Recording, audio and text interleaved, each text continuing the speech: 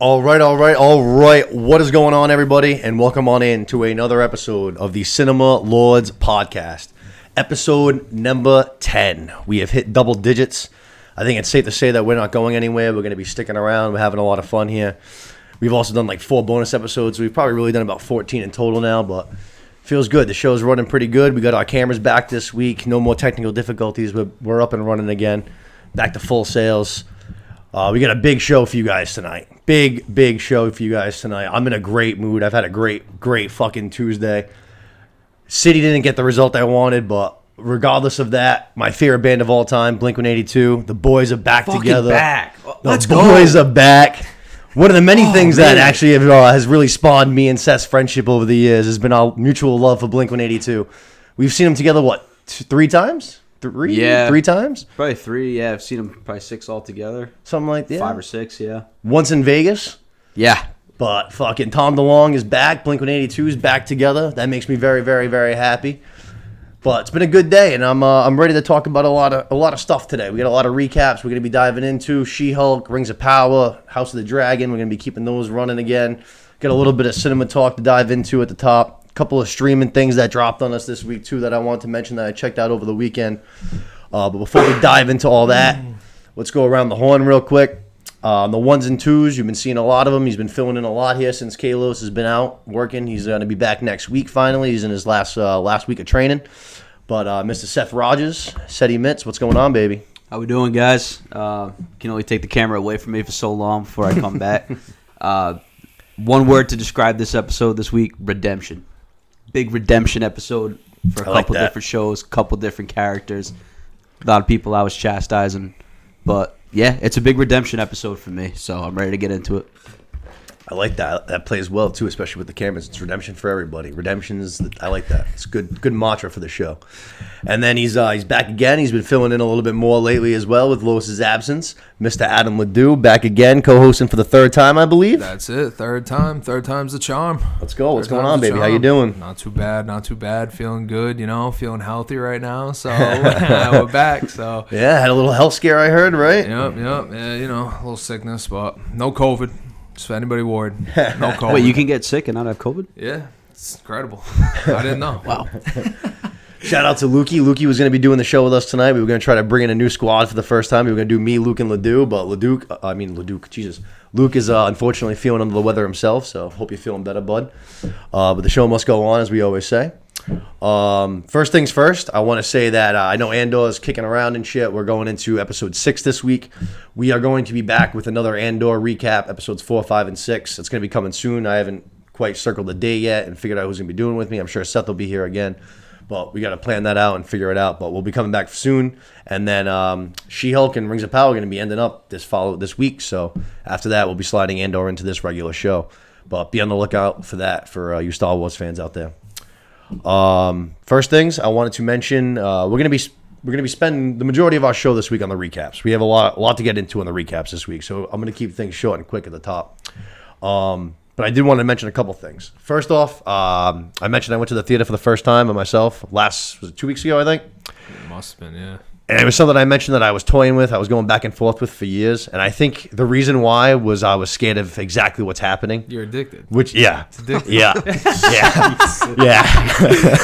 Yeah, I got a little taste of it, and now I'm like, oh boy. It's the best. I think I might have fallen into a hole. On third, I've been going through a little bit of a slow peak right now at work, so I've been getting out pretty early a lot of days. And it was Thursday last week. I got out at say like 12:30. And I had like nothing to do. Fucking was like, I'm gonna go sit home again. Like I got fucking nothing going on. Pulled up my fucking showtimes for Fall River. Of course, nothing till like everything had just started. Everything was at like 11:45, 12 o'clock. Yeah. Nothing starting again till like 2:30. So I was like, shit. I was like, what the fuck? I was like, let's see what Providence got. Oh wow! Trek down to Providence. Hey, well, I'm thinking the thing is, like I said, it's 12 o'clock on a Thursday, so everyone's either already at work. You know what I'm saying? I'm gonna buzz right in. I'm gonna hop on the highway. My work's right off the highway exit. I can buzz right over there. I can be there in like 20 minutes. I look, I see Barbarians playing at like 1:30. So I'm like, all right, that's perfect. I can freaking buzz over there. Movie's getting bomb reviews. Let me check out the trailer. All right. This looks like my kind of movie. This looks fucking creepy. I like it. I'm in. It was awesome. It was fucking awesome. I mentioned that Smile kind of let me down a little bit. This movie blew my expectations out of the water. Way better than Smile. Really fucking good horror movie. Something that's definitely going to go. I'll have to check it out. A lot of these horror movies, I feel like they don't have the money for marketing. You know what I'm saying? They're low, like I think this movie in particular was really low budget. I think I remember seeing that. It was only like maybe like a couple million. You know what I mean? And they probably spent it like on a lot of their, because like Bill Skarsgård's in it. He plays the Pennywise clown from It. Okay. So he's kind of blowing up Alex Skarsgård's brother, and then Justin Long's in it as well. So I'm sure he's still getting a little bit of money. Decent sized names, you know. Going back to the horror movies, Justin Long, huh? Yeah. I actually just watched Jeepers Creepers yesterday. Oh no shit, really? First time in like forever. No So, shit. yeah, it's I haven't funny watched that in a you mentioned Justin Long. long time. Yeah, man. it doesn't get better as it gets older. Let's go on, but I mean, yeah, it's funny that you mentioned Justin Long. But yeah, no, Barbarian was really, really fucking good. I really can't say enough about it. It was actually genuinely friggin' creepy. It helped being one of only 2 people in the entire theater, just me and one other guy in there. So You guys are holding hands, like screaming. I'm like, Oh man. But it was good. And the trailer too, what I really liked about it is that I don't want to give too much away for because I don't want to give away the movie, but the trailer kind of gives you like one idea sort of going in, like, hey, this is going to be kind of the idea. The movie quickly flips and then kind of blows your mind a little bit. At least it blew my mind. I was like, oh shit, I didn't see this coming at all. And that's like very early on. I was like, okay, we're kind of doing a different bag here. Right. But it was fucking really good. I can't recommend it enough. If you got time to go to the theater and check it out, I recommend you do so. I loved it. And that was, like I said, I think I'm addicted now. I might be going to the movies by myself all the time. I told you it was great, man. It was Shit'll so change awesome. you. no lines, nobody's there. Yeah, there was, like I said, wherever there you was want. nobody there at all. Me and one other guy freaking walk right in, go to the concessions, grab a popcorn, grab a soda, sit down. Like I said, it was at 1:30, so I'm out of there, and it was still fucking sun's still up. It was like 4 o'clock in the afternoon, not even, you know what I mean? Did you guys talk at all? Were you like, yo, this movie's scary as fuck? Yeah, did you give it a review on the way out, you know? We did not. I should have, though. You want to go chat it up, grab a soda, grab a Yeah. drink, grab something to eat? Let's go. Let's go talk about the movie. Get a new fan, you know what I mean? Try to bring him into the fold. You Yeah. never know. The other thing I wanted to mention was, like I said, a lot of streaming this weekend. A lot of things came out on streaming. I checked out almost all horror related too. I feel like they really pumped into the Halloween time. The first one that I checked out that I liked that I wanted to mention was actually from the MCU and Disney Plus. It was that Werewolf by Night. And I got to be honest, I had no idea what the hell that thing was. I had zero expectations going into it, and it was fucking awesome.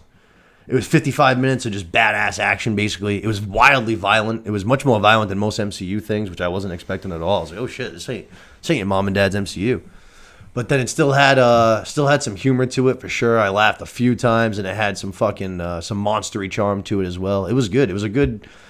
My takeaway was more of these specials rather than these series that haven't been that good this year that I've actually kind of been hyped up for. For instance, I was really excited for Moon Knight going into it, and it totally let me down. This, I had no expectation to it. This, I thought was awesome.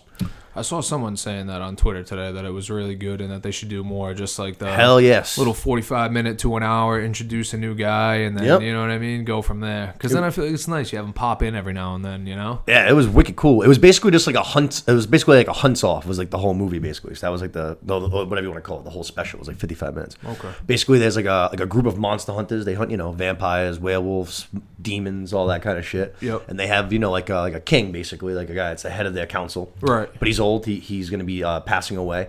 So we're going to be like kind of determining who's going to be the next guy in charge, the next guy or girl in charge. Right. So determine that we're going to do like a hunt. So we're going to strap this big old beast in the middle of this like pit, basically kind of a thing, like a big maze. And we're all going to enter in at different points. And we're going to try to, the first one that kills the monster is going to be the new king. He's the new king. But like if you happen to come across any of the other hunters inside, fair game. You guys can fight it out. You know what I'm saying? You know what I Okay. mean? So it was just 55 minutes. Just kind of no holds Doesn't barred. sound very fucking- Disney Plus-y. No, it wasn't. Not. It was cool. Or It was Marvel intense. Plus-y, too. I For mean. real. Yeah. No, it was cool. It was a little bit of a taste of what I feel like we're gonna get from Blade. Hopefully, if that movie comes together and stuff. But You see, it got delayed. Yeah, They I shut saw down- that they today. shut down Fantastic production. Four too. Did you see And as that? a result, I don't know if it's a ripple effect or what, but it is everything got delayed after that. Fantastic Four, forgot the other ones, but Yeah, I think it was the first Avenger movie that they announced. What is it? Secret Wars. I think. yeah, Secret Wars was one And of them. then I think Deadpool too. Maybe. Yeah, Deadpool 3 got pushed back. Yeah, Deadpool went from September to November. Yep. All because of fucking Blade. Dickhead. Do we think it's because he was involved in some of them, or was it just like the Marvel timeline was pushing it back? You know what I mean? Ooh, that's a like, good do we think question. they had plans for That's a good question. Blade to be Maybe in a little some bit of of them? both. Yeah, I don't know. That's a good question.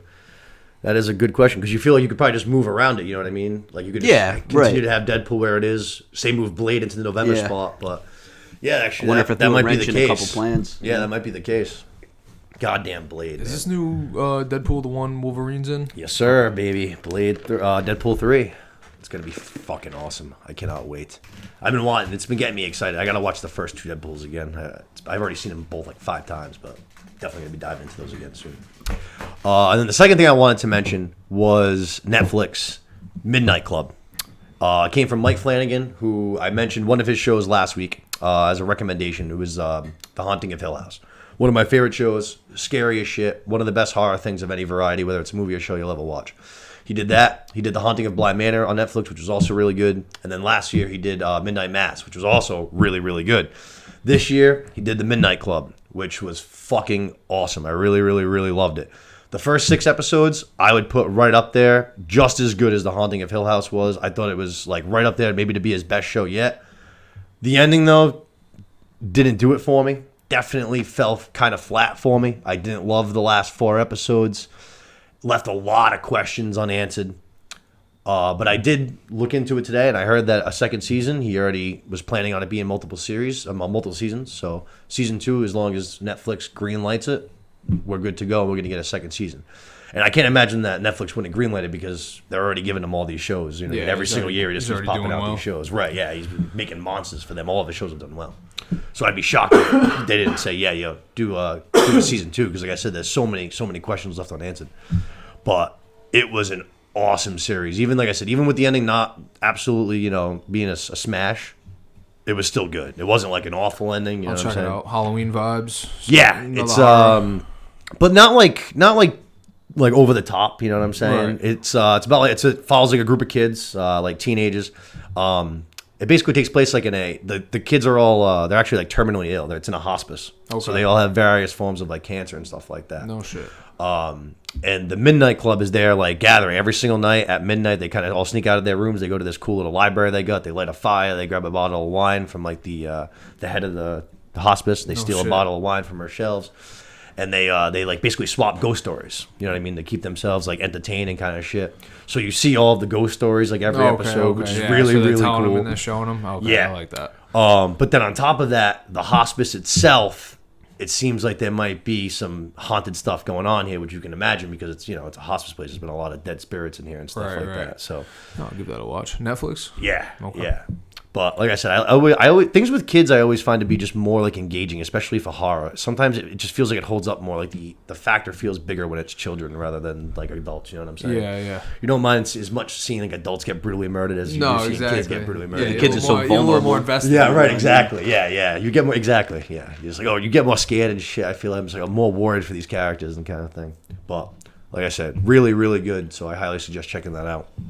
But there was a lot. I also checked out Hellraiser. I watched that last night. Insanely forgettable. They just put that out on Hulu. It was fine. It wasn't awful. It wasn't good. It was just fine. The monsters itself looked pretty cool. I will say that the monsters, the Hellraisers, whatever you want to call them, the demons, did look pretty fucking scary. But overall, it was pretty meh. Didn't love it. But there was a lot that came out this weekend. There was a few other things I'm gonna check out. Did either of you guys ever see the documentary on Netflix? That was awesome. Abducted in Plain Sight. I've not. No. Maybe. I was gonna say that one was awesome. That one was it's only like fucking 2 parts too. A lot of those documentary series, once they started getting popular, they started getting wild and doing like 8-part like documentary series and shit. Yeah. It was too much. This one was just 2 parts, and it was like the best documentary I've ever seen. Really? But they just turned it into like a full blown series. Definitely interested in checking that out. Basically, like these fucking parents have these 2 girls that like 5 and 7, and they have like this neighbor family friend who literally like kidnaps these fucking girls. Yeah, that was creepy. Like multiple times for like huge strands of time, and they don't like think it's the craziest shit you'll ever see. It really is. It's fucking I nuts. feel like this is obviously based on a true story. Yeah. So I Yeah. feel like I remember this story. Dude, the fucking docuseries on Netflix, like I said, it's like 2 episodes, so it's like 2 hours, I think, but it's fucking nuts, dude. You should.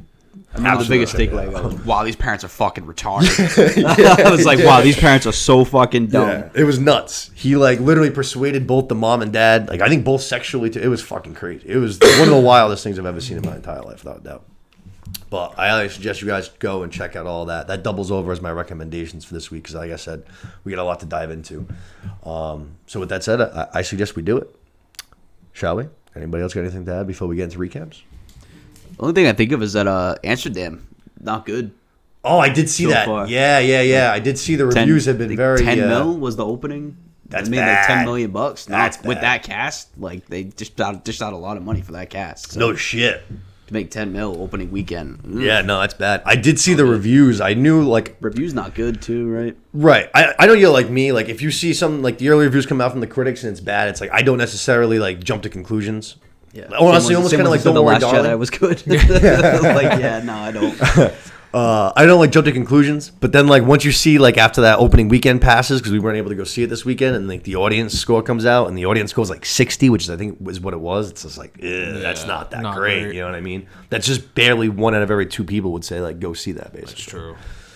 that's tough, you know what I mean? Especially with like I said that fucking cast that they poured out, which I'm still gonna go check it out for sure. Probably not this weekend because this weekend's Halloween. I'll wait for you guys. Is it Halloween this weekend? No, not like the actual holiday. yeah. Halloween ends. Halloween ends. Yeah, You said the second one was a little. It stunk. Yeah, no, it wasn't. Yeah, It stunk. All right. Yeah, it was a total waste of a movie. The first one I heard was good. The first one was awesome. Yeah. Yeah. The first one was shockingly good because And it's it like built Jamie Lee up. Curtis is back. It's like you don't know what to expect. It was Right. awesome. It built up your expectations for the second one too. For real. The second one just Yeah. boop, brought it right back down. The So biggest- this one's like in the middle. Hopefully. Yeah, The biggest hopefully. problem with the What's second one difference? is they decided like, all right, we're gonna like. They was almost like they knew they were gonna do a trilogy, so they were like, all right, for this second part, let's have it almost be like Michael Myers wins in this one kind of a thing. But they didn't go like all the way into that. You know what I'm saying? Okay. Like if you're gonna have it kind of be like that, like have Michael Myers like fucking win, kind of like Thanos at Infinity War kind of thing. You know what I mean? Right. Like have it looking like peril for the bad guys entering the third chapter. You know what I'm Right, saying? right. Where they didn't really go all the way. They ended up doing a really corny scene that stunk, but he ended up kind of like killing all of them anyways. It just wasn't that good. It was bad. Very forgettable. Maybe just skip the second one then. Yeah. Just watch Not a the bad first idea. one You and get the the third synop- one. yeah, you get the idea. Get the synopsis. Yeah. Honestly, I was actually thinking about watching it tomorrow morning. I haven't seen it since the night we saw it in theaters, and I'm off tomorrow, and I have really nothing to do during the AM, so I was actually thinking about checking out fucking Halloween Kills again, seeing if maybe I was wrong about it, but who knows? I think not. Probably not, yeah, for real. But definitely going to still check out Amsterdam at some point before it leaves. So let's dive into She-Hulk. She-Hulk, episode 8, the penultimate episode. And we have been very hard on this show, I would say, the last couple of weeks. After we were very kind to it in the opening 4 weeks. We were saying, especially myself, I was saying how my expectations were being basically blown out of the water through the first 4 weeks, that it was way better than what I was expecting, that I was really enjoying the show. 5, 6, and 7, big time let me down. Just was it kind of what I was expecting at first, and I was like, all right, this kind of sucks. It stinks. This episode 8, I thought was the best one yet. I thought it was the best episode of the season. Yeah, I'd probably maybe have to like go back and look at the first couple. Yeah. But yeah, off the top of my head, yeah, I'd probably say so. Like I said, biggest thing is just thank you. Yeah. You know This what I mean? episode Like, fucking thank you bagged. for going back and making it meaningful. The only thing I hated was that we talked about it. They released the scene that Daredevil was going to be into it. Yes. Beforehand. Yes, Which good is fucking points. so dumb, and I think it's a sign that we're not the only ones who are being let down by it. Definitely, yeah. I think that was a big move by Disney. I think their viewership had to have been going down the last couple weeks, and they Well, needed to did it get again. people back. They did it again for this upcoming episode. Oh, did they? I didn't even see it They yet. show. I mean, I won't spoil it for if you don't want, but yeah, they show like a pretty important looking scene. In Oh, this no shit. upcoming one too. It's like, Oh, no shit, no.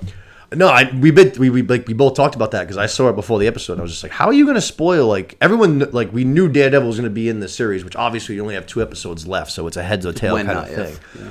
But how do you show the whole scene? Like, it's the biggest part of the season, basically, and they, like, ruined it. You know what I mean? The new suit and everything like that. It was, but the episode was still awesome. I fucking loved it. Even, like, the jokes, I felt like I've been saying the last couple episodes I haven't found as funny. This one I was laughing again. I thought the jokes hit way better. Yeah, I did like this. Yeah. You finally got some good action sequences, not just from She-Hulk, but from Daredevil as well. Yep. Fucking Daredevil was flinging it around. Yep. Awesome episode. I love this one. Ledoux, anything? Did you check it out? I have not seen it yet. You haven't seen this one? No, I've been taking in every episode though when I hop in. So I'm pretty much caught up. I got an idea what's going on. Yeah, I hear you. So we opened up this week. We introduced a new character. We fucking meet Leapfrog, which right away I was like, all right, this guy's fucking hilarious. He was funny too. That's what I'm saying. Like he was really funny. Yeah. We see two thugs. They're robbing a TV from like some kind of an electronics store. He springs into action. First thing we see is he can't fight at all. He looks like just like your typical white kid at a party trying to break dance, just like spinning around, making a complete fool of himself. Then he hits his signature catchphrase, "Tend to grip it and rip it." His boots have like boosters in them, so he like shoots himself backwards. Next thing you know, he goes torpedoing up into the sky. His boots like catch fire and explode, and he gets like 3rd-degree burns all over his legs. Which again was hilarious. Yeah, very funny. And as we're seeing it, he's telling Jen the whole story because you can see that he's now like he's seeking basically a lawyer for a fucked up suit basically. And he's like, Jen, the suit is, defected. I want to sue the guy that made it. Jen's like, all right, this should be a piece of cake kind of a thing. This should be a shut and closed case. You should actually get some money here. Who made your suit? And of course, who was it but fucking Luke, the drip broker himself. And right away, that Jen's just like, oh, fuck. Like, I can't go against Luke. Homeboy's hooking me up with all my suits. He's fierce, too. Right away. He's cocky, man. He's got he don't take no shit. You know what I mean? Yep.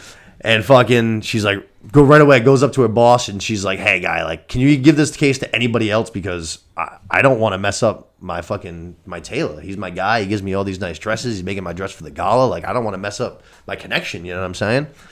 And the boss is like, nah, no can do. But, basically, this should be an easy thing. Just go basically seek an alternative. You know what I mean? Get a little money, pay off the guy. We should be able to. A little hush money. Yeah, exactly. We should be able to take care of this. Problem is, boss man doesn't know who Luke is. That's the issue here. He doesn't know. He doesn't know how Luke gets down. So sure enough, we're gonna go to Luke's condo, which I thought this scene fucking cracked me up. Right away, Jen walks in. Jennifer, don't rush me. Your dresses are gonna be ready till Friday. Just like, don't rush perfection. I love this guy right away. But then she goes, Luke, I'm not here for my dress. I'm actually here because a client of mine said he got a defective suit from you. And right away, he just fucking, like I said, just snaps off. Just like, what? Defective suit? I ain't never made a defective suit in my life. My work speaks for itself. Like, I just absolutely disgusted. Yeah. Just appalled. Just absolutely disgusted with the idea that someone could ever say anything negative about his clothes. You know what I mean? Just not having it at all.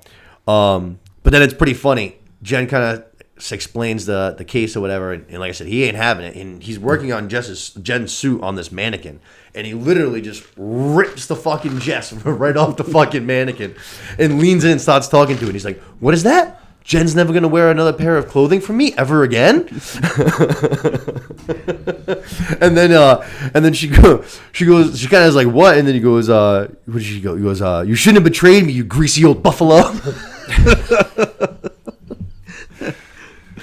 But just, dude, this guy is absolutely hysterical. Cracked me up the whole time. But basically, not having any of it. We're going to have to go to court because he ain't paying anybody off. As she leaves, by tragedy, which I thought was hysterical too. She's all mad now when she leaves. She goes, "I'm taking you down. Hopefully not wherever you got your clothes from." Just little talking, jab. yeah, just talking shit to her as she walks out the door. But the whole time, Luke just cracks me up. This whole episode, big Luke episode. Yeah, big, and you gotta figure too. At least for me, like when they mentioned going to court too, you were like, "Oh, okay, so we're going to court." We know Jen's on one side, so like your brain starts running. As to like, all right, is this how we're gonna get? I mentioned it to you. That was early. That must have been like episode 2. Yeah, or some shit when we were talking about Daredevil entering the show. Yeah. I literally said it'd be cool to see them from like an attorney standpoint rather than just like a fighting standpoint, just because it'd be different. Right. That's exactly what we got, and it was awesome. It was an awesome fucking scene. But yeah, like that's exactly where we go. We go to the courtroom. It's like a pre-trial kind of a thing. We're gonna see if it's actually gonna go to trial. And right away we see fucking Jen's there with Leapfrog. Yep. And then we see Luke's there by himself. So Jen's like, "What? This guy doesn't have a fucking lawyer? Like, what an idiot! We're gonna fucking win this thing easy, right?"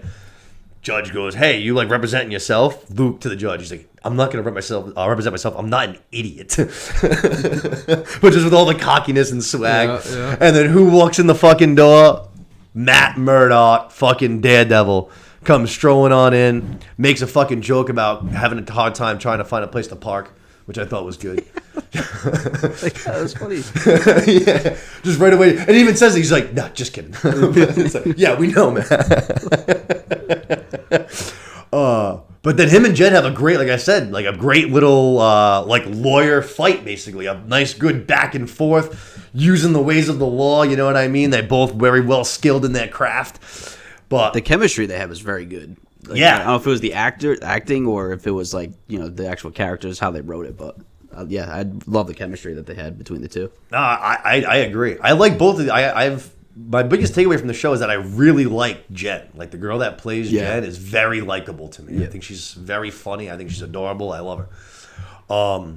But during this little this back and forth, they're kind of going back and forth. Jen's saying, "Why don't we talk to some of your clients?" Basically, because he's saying that Luke's client reputation's wicked high.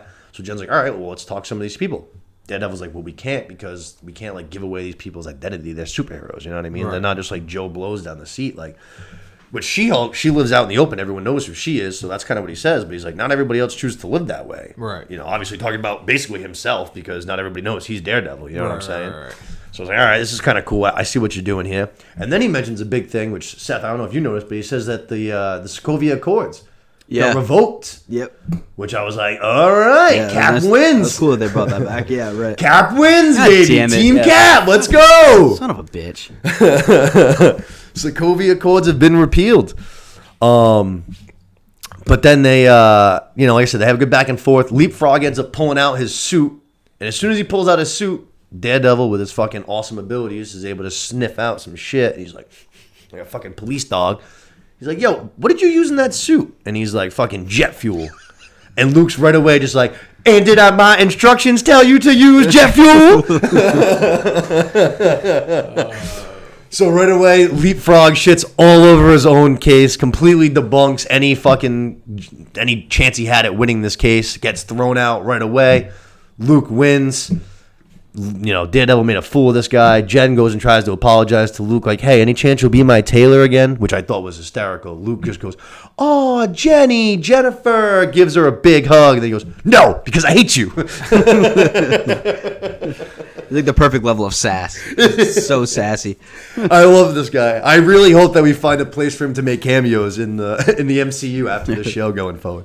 Which I'm sure we can, right? He's a suit maker, guy, so yeah, we gotta be able to find him in there. Definitely. Just be the suit guy. He is hysterical, man. He's so sassy. Like It's the so woman funny. from The Incredibles. Yeah, yes. Measuring up the suits, Yes, perfect. After the trial's all done, Jen's gonna go to the bar, drink off her loss.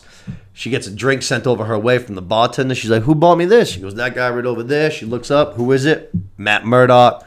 Daredevil comes sliding on in, slides on over. Hey, you mind if I sit here? Next thing you know, two of them, like Seth said, they got some chemistry on and off the screen. They start flirting.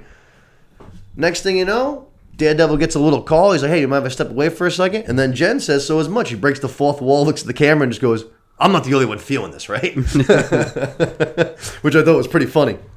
Then he comes back. Jen's like, all right, let's get some more drinks. Daredevil's like, I can't. I got to go. I actually have a work thing. Jen's like, oh, yeah, I got a work thing, too. Which actually isn't a lie because she got a call from that really sketchy guy there, Todd there, who's fucking weird and wants her blood, basically. Blowing up her phone and stuff, yeah. Yeah. He was being a real jackass, too, about it. He's like, I thought you guys were like 24/7. Do I have to like ask your boss, basically? If that's It was like still the 2 case? minutes after sending the first text, too. It was like, yo, relax. Yeah. So Matt's going to head out. Jen's going to head out. We're going to see the quick meeting with Todd, which this part was pretty I'm not going to lie, it was pretty funny. We see that Todd, they go like they meet at like a little bar. Todd's like, I just bought a Wakandan wasp beer, authentic. No one in the game is collecting African memorabilia like I am. He's fucking bragging like crazy. He's like, I spent $1 million on this thing. That's $1 million. Jen's just like, yeah, I know. He's like, that's $1 million. Jen's just like, okay, like can we advance? So he's just like, all right, you got to see a picture of it then. And she's like, okay. Sure enough, it's a picture of him shirtless holding the fucking spear. Of course he's shirtless. Of course he's Gotta be. shirtless. But it turns out he doesn't actually have any fucking like any lawyer need for Jen. He was just there basically trying to flirt with her. He tries putting the moves on her. Jen basically like slaps him away. Says, "Get the hell out of here! I'm billing you for the whole hour." She heads out. Billing you for the whole hour. Billing you for the whole hour. She gets to her apartment. She's there for like 2 seconds. She gets a call. Leapfrog, and you can tell just by the fucking call that he's like in the middle of a fucking chase. You can hear like fucking sirens, fucking cars, fucking all kinds of chaos going on. She's like, what's going on? I'm being chased. I'm being attacked. All right, where are you? Turns out he's like right nearby. But so Jen's like, all right, cool. Like, I'll fucking spring into action. But before she does, we finally get to see the suit. She went to go get it from Luke. How many episodes now? Like 2 or 3. That was like teased at episode 6, I think, something like that. Yeah. It's been a while. We finally get it, episode 8. We finally get to see the She-Hulk suit, which isn't very much besides like a wrestling costume and sneakers, but Pretty much, yeah, exactly. we get to all the good stuff for the episode. Basically, She-Hulk springs into action, like I said. By the time she catches up with Leapfrog, it's like they're like on top of like a parking structure. They're like at the top floor. He like fucking Tokyo drifts his whole way up. You know what I'm saying? Kind of a thing. Who's on top of his car, fucking attacking, chasing, quote unquote, him the whole time? Daredevil, of course. You know what I mean? So now we got She-Hulk and fucking Daredevil. They're gonna have a quick little friggin' square off, quick little fight scene. All right. Yeah, it was pretty cool. All right. Not gonna lie. Fucking right away though, Daredevil obviously knows who she is. You know what I mean? Her identity's out in the open. He already kind of has been flirting with her a little bit, buying her drinks earlier on. Right.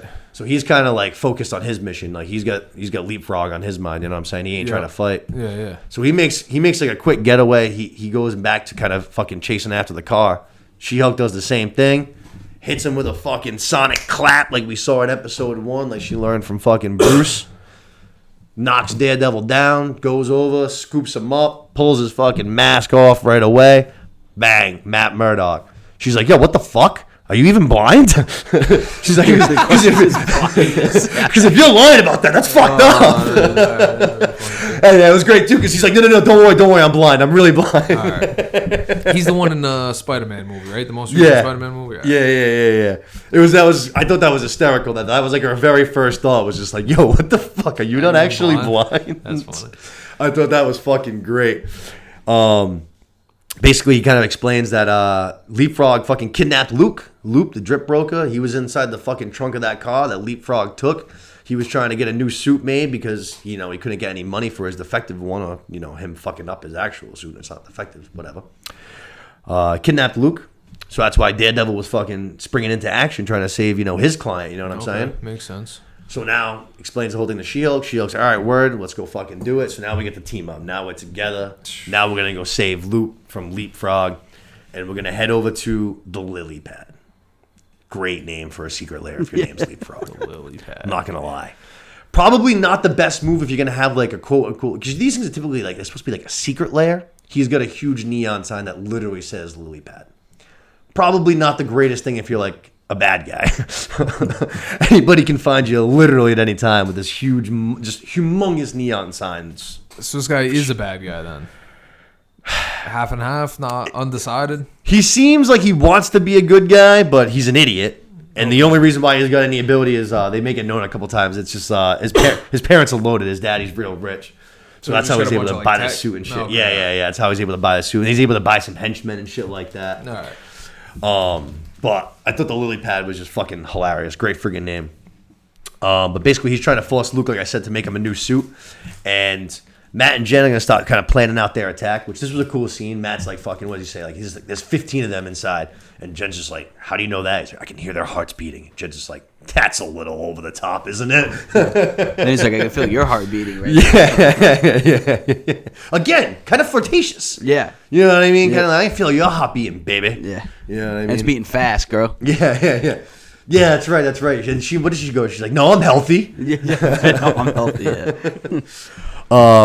Turns out Daredevil wants to do his typical thing. He wants to use his stealth, like, the way he typically does, skulk around, take these guys out one at a time. She-Hulk, she's Bruce's cousin. She's his Hulk. She's like, let's just fucking go smash these guys up. I'm the Hulk. What are we doing here? He's henchman, you know what I'm saying? Daredevil's like, nope, we're doing it my way. I do this all the time. You're new to this, you know what I mean? You've never done anything like this before. And then he just, like, dives off the building into action, and She-Hulk's just like, yeah, that was pretty fucking cool. I guess I'll follow you. I'm not going to lie. That was pretty badass of you. And then we get to see Daredevil in action against some fucking henchmen. He takes down, and he got like 4 or 5 henchmen in a hallway. Yep. He uses that awesome fucking shaft of his. He's fucking throwing that thing around and shit. That thing's awesome. Yeah. I don't know how it works or anything. There's that chain in the middle that sometimes comes undone, and then he like fucking pulls it back. That thing's sick though. Like nunchucks. It's kind of like Kind of, nunchucks. but not, Like yeah. longer nunchucks that say you can like and like pull apart and then back together. That's yeah. Okay. But it is kind of similar like in a way, but like long nunchucks though too though. Like longer than just that short shit. I got you. Fucking uses like a whip sometimes and shit. It's fucking badass.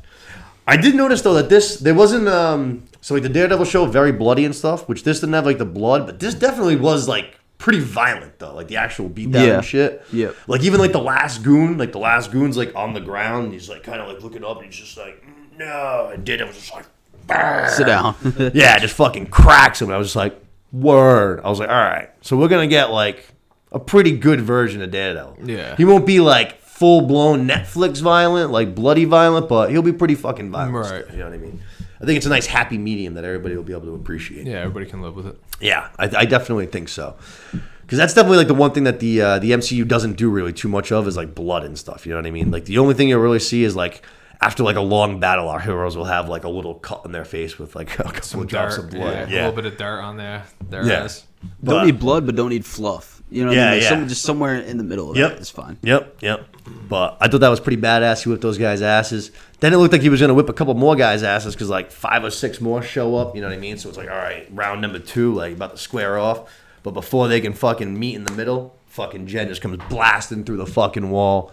Just like a bowling ball, just fucking Kool-Aid man, yeah. Straight Kool-Aid style. Just fucking knocks all these guys right the fuck out.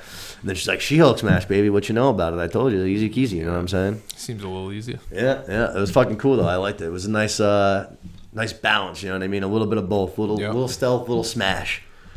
But these guys are already flirting. I like this connection. Like Seth said, the chemistry's there. I like it. I like them together.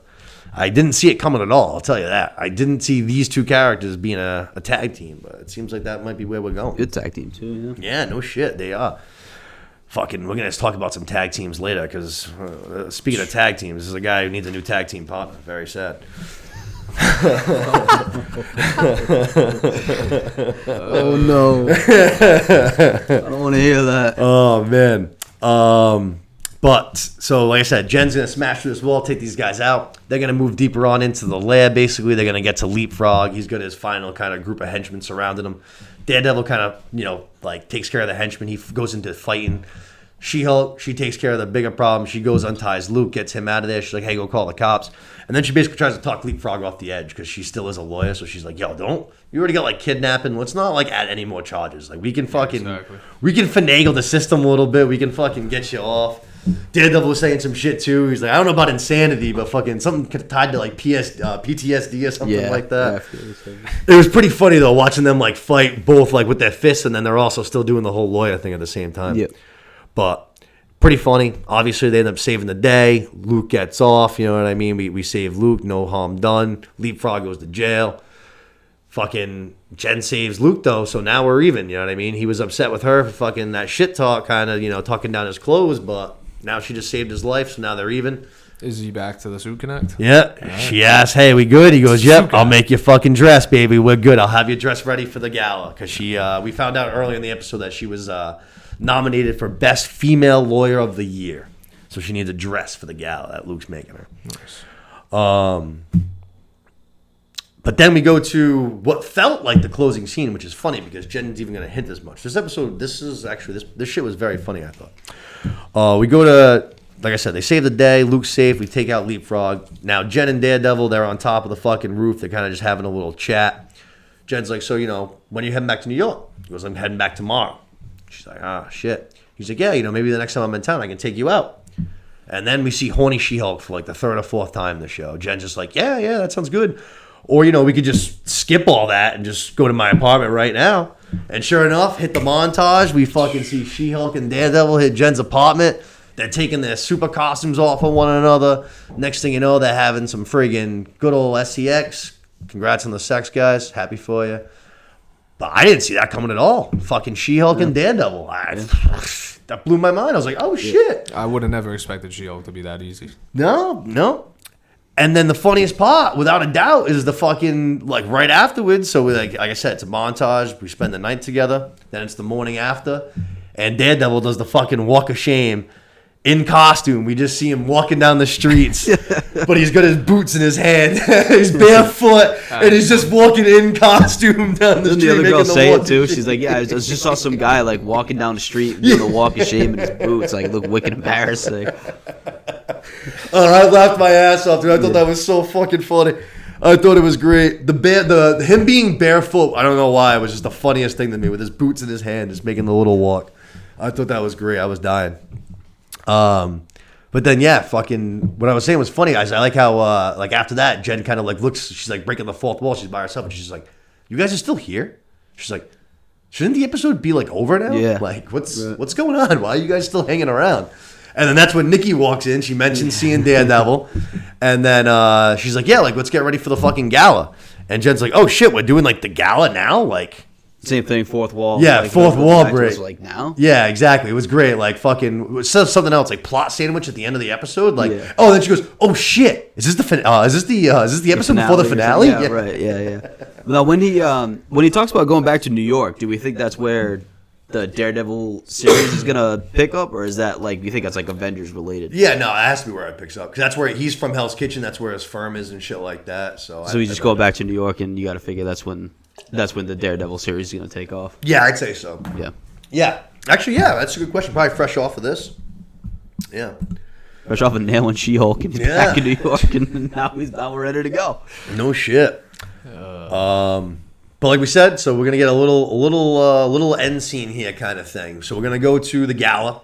Jen's gonna show up. She gets out. She's got her fucking new dress that Luke made her. She's fucking that She-Hulk. She's fucking flowing. She's looking awesome. She's feeling herself. We get inside. This part I thought was hysterical. So they go to like the award ceremony, and they're like, "All right, so we're gonna announce who won the best warrior of the year for female warrior of the year." All right. And the first one, like they announce, they go, you know, Jen Walters, She-Hulk. So everyone starts like applauding, and you're like, oh wow, like Jen won. And then all of a sudden he starts reading off all of the other nominations, and it turns out all of the the were just given the award. It's like a participation trophy versus participation like trophy to the highest degree. Oh, jeez. Oh, it was wicked funny. I was just like, oh man, that's just mean. That's just not right to do. So then they start passing the mic around so that like basically all of the women can basically give like a thank you speech, which is just more like degrading already. You know what I mean? They already have to all stay the stage. So then it gets to She-Hulk. She starts like thanking whoever, and then the whole thing gets interrupted by intelligentsia. They fucking come over. They hijack the screen. They're like, you know, do you want to know who She-Hulk really is? And She-Hulk's like, what the hell? Like, my identity's out in the open. Like, what do you mean do you want to know who I really am? Everyone knows who I really am. Right. And then they fucking put up. Turns out Jen was getting pretty freaky. I don't know if she was in on it or she didn't know, but when she was with that dude from the wedding, apparently they made a sex tape. Made a good old-fashioned sex tape. Thanks. And fucking, and Homeboy apparently is working with intelligentsia, I would have to imagine, because... Smear campaign. Yeah, for real. They put that thing up on the Jumbotron. Everyone's seeing it. Next thing you know, Jen's like, yo, what the hell? Turn this shit off. No one can get hold of the screen. She starts fucking hulking out, but not like in a good way. Fucking raging. Smashes up the screen. As soon as she smashes the screen, alarms start flaring, red and black light. Everyone's running for the fucking hills. And you see like over in the back corner a bunch of little freaking... bunch of nerds. Bunch of little intelligentsia nerds. You can just tell. Those little scrawny bastards with their little fucking... They reminded me of those guys from Washington there. What were they called there? Fucking real life. The ones that would be in assholes in the streets and shit. Oh, I can't even fucking think of it. That's what they reminded me of. Yeah, I can't think of the name. I know what you're You know what I'm talking referring about to, though, right? Yeah. Those friggin' jackasses that were just holding up friggin' everything in Washington. Yep. They reminded me of that though, but they're recording like the whole fucking thing, so they're getting exactly what they wanted. You know what I mean? Right. She-Hulk's like lashing out, so now that they can post this, make her look even more crazy. Right. She fucking just blasts through one of the walls, like chasing them, grabs one of them up, ready to just like fucking clobber him. She's like growling and shit. And a bunch of soldiers have arrived, so they have her basically like at gunpoint, and she ends up kind of like putting them down. So she doesn't do anything like too bad, besides smash some shit up, but looked pretty gnarly, and now Not a her good sex look, tapes out there. Yeah, not a great look. But that's fucking the way the episode kind of ends, like her in a little bit of a tough situation, you know what I mean? What the hell? She's going to be needing a lawyer herself now. But definitely a fucking banger of an episode, I thought. Yeah. And a good setup for the finale, too, you know what I mean? Now we kind of got to figure out what's up with these intelligentsia guys, you know what I'm saying? Yeah, there's a lot to, and then the thing that they released too was it shows Hulk, like Hulk's back too. Oh, word. Hulk's back? Was that part of the thing? And he's fighting Abomination. Oh, interesting. There's like a scene that they showed of that. I don't know if it was a whole clip that they released or like a still frame, but there was Hulk fighting Abomination too. So I don't know what that's gonna tie in. Maybe that's part of the intelligentsia. You know what I mean? Maybe they got a hold of Abomination, but oh, I hope not. I love New Abomination. Yeah, I know. I almost hope that they get a hold of Hulk. I don't want to relapse the Abomination. Hey, how awesome would that be if Abomination was fighting for the good side against like evil Hulk? Yeah, that would be fucking great, awesome, dude. Oh man, I would love that. I'm gonna have to check out that scene though when we get out of here later on. Oh man, I'm definitely gonna have to check that out. I didn't think the Hulk was gonna be back in the show. I'm not gonna lie. Yeah, I thought he was gone and probably won't see him for the Avengers again or whatever. But yeah, I thought that they were gonna be kind of setting up his own kind of plot line from this show. But no shit, he's back, huh? There's gonna be multiple seasons, right? She-Hulk. I don't know. I don't think they've announced anything like that in regards to She-Hulk yet. The only one that we know, actually, no. What If is getting a second season, and then Loki is the other one. But other than that, I don't know of any other ones that are getting a second season. I did just see that Oscar Isaac's confirmed that he'll be back as Moon Knight in the MCU. I don't know if it'll be from Moon Knight season 2 or if he'll just be in a movie or whatever. Hopefully not. I hope not. Yeah, I don't know. But like we said, fucking banger of an episode. I mean, the Daredevil cameo did not disappoint at all. No. I mean, last week I said that I was worried that it might just be for like 2 seconds because of how the show was going, and thank God I was so wrong. Yeah, it was good to have a whole episode worth of them. Yeah, he was like in the whole thing pretty much. Yep. Like I said, I love that we got to see the lawyer side and like the Daredevil side, Matt Murdock and Daredevil. We got a little bit of everything. The back and forth in the courtroom I really, really liked. I liked that a lot. That was really awesome. And then obviously them in action was awesome too. Like I said, I was looking forward to seeing kind of what Daredevil was going to be like in the new MCU, but it seems like he's still going to be pretty fucking brutal, pretty badass, and pretty hard ass. Good to get back on track, She-Hulk. Good to have you back. Yeah, no, for real. Let's end strong. You know what I mean? Yep. If you started strong, and then if we can finish strong, I think that I come away from this show pretty fondly. Yeah, you know I'll live with the middle part of it. Right. Yeah, I agree. Exactly. Let's and like we said, this ending for this episode, I feel like leaves us in a pretty good spot going into the finale this week. You know what I mean? I feel like all right, we got some shit to kind of do now.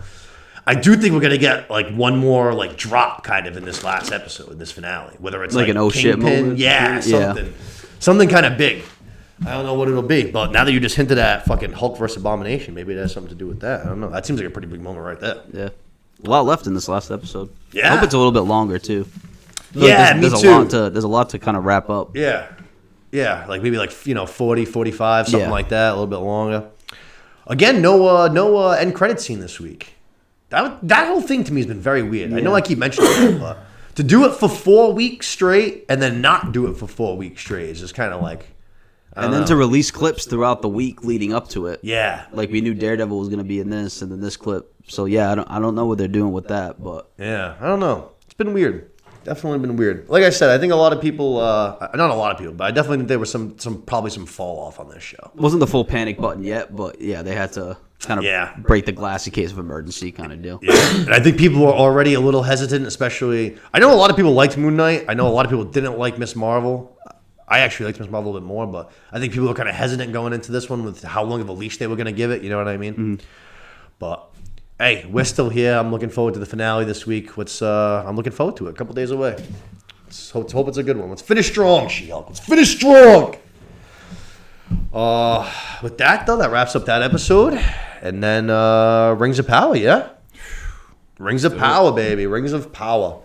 Again, another penultimate episode. I can't believe we're already at the end of this season. I feel like this one's flown by, man. Flying by. I don't know how long the hiatus is going to be between seasons 1 and 2, but I hope it's not too long.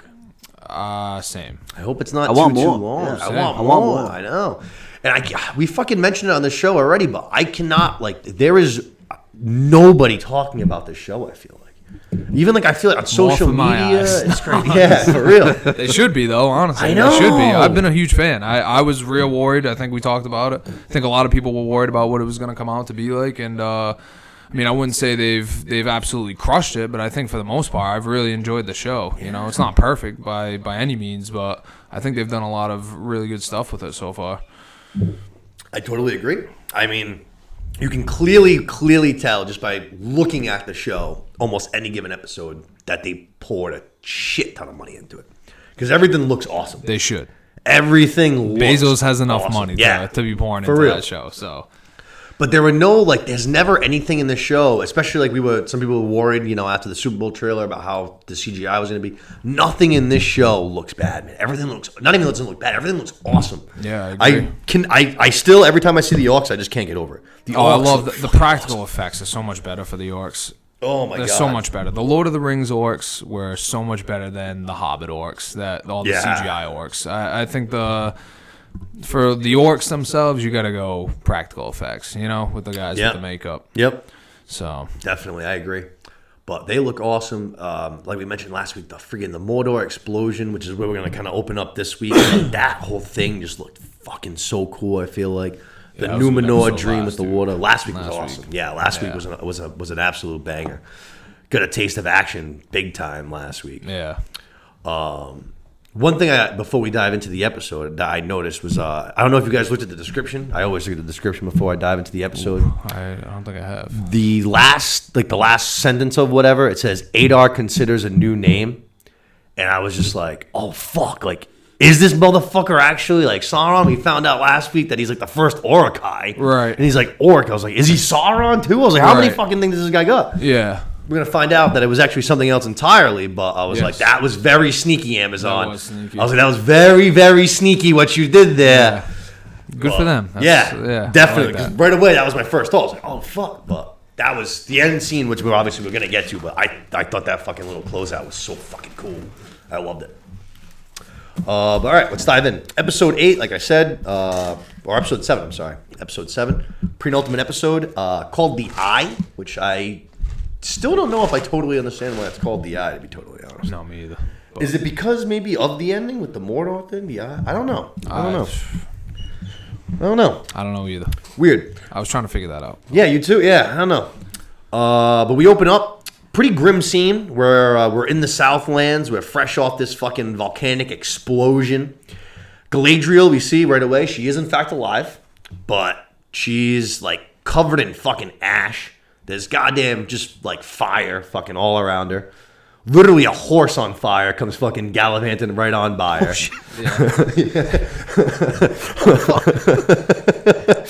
Horse aflame, but she's kind of just like, you know, she gets up, walking around, kind of just like looking around, dead bodies all over the place. Like I said, fucking grim scene.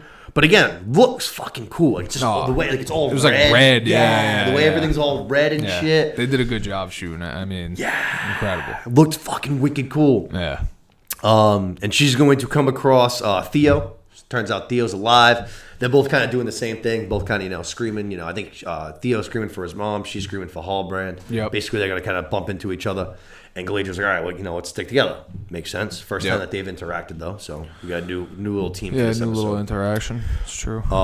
Then we go to the Queen and the Seal Dog. We see that they are also alive, too. They also survived the explosion. They're going to help this one guy's kind of got like a piece of fallen debris on him. The Seal Dog and her, fucking, they're able to lift it up. He's able to crawl out, which I kind of was weird by that because he just pops up after this. Was it the Rock that they saved? Yeah, I think it was the All Rock. right. Yeah, Because I then was he's about just to there ask. right afterwards. Yeah, I think they saved the Rock, and then All right. the other dude. And then Mankind. Yeah. and then they come across Mankind, and Mankind is unsavable. He did not say he. He fell off the top of the cell. He's broken in half. Right into hellfire and brimstone. Fucking Cain laying for him. But fucking Mankind, R.I.P. in peace, no longer with us. The Rock back needs as a new Cactus tag Jack. team You never know. Comes back as Dude Love. Who knows? You know, many faces Oh of Nick man, Cole. that'd be the greatest thing of all time. Oh, that would be so fucking funny. Oh shit.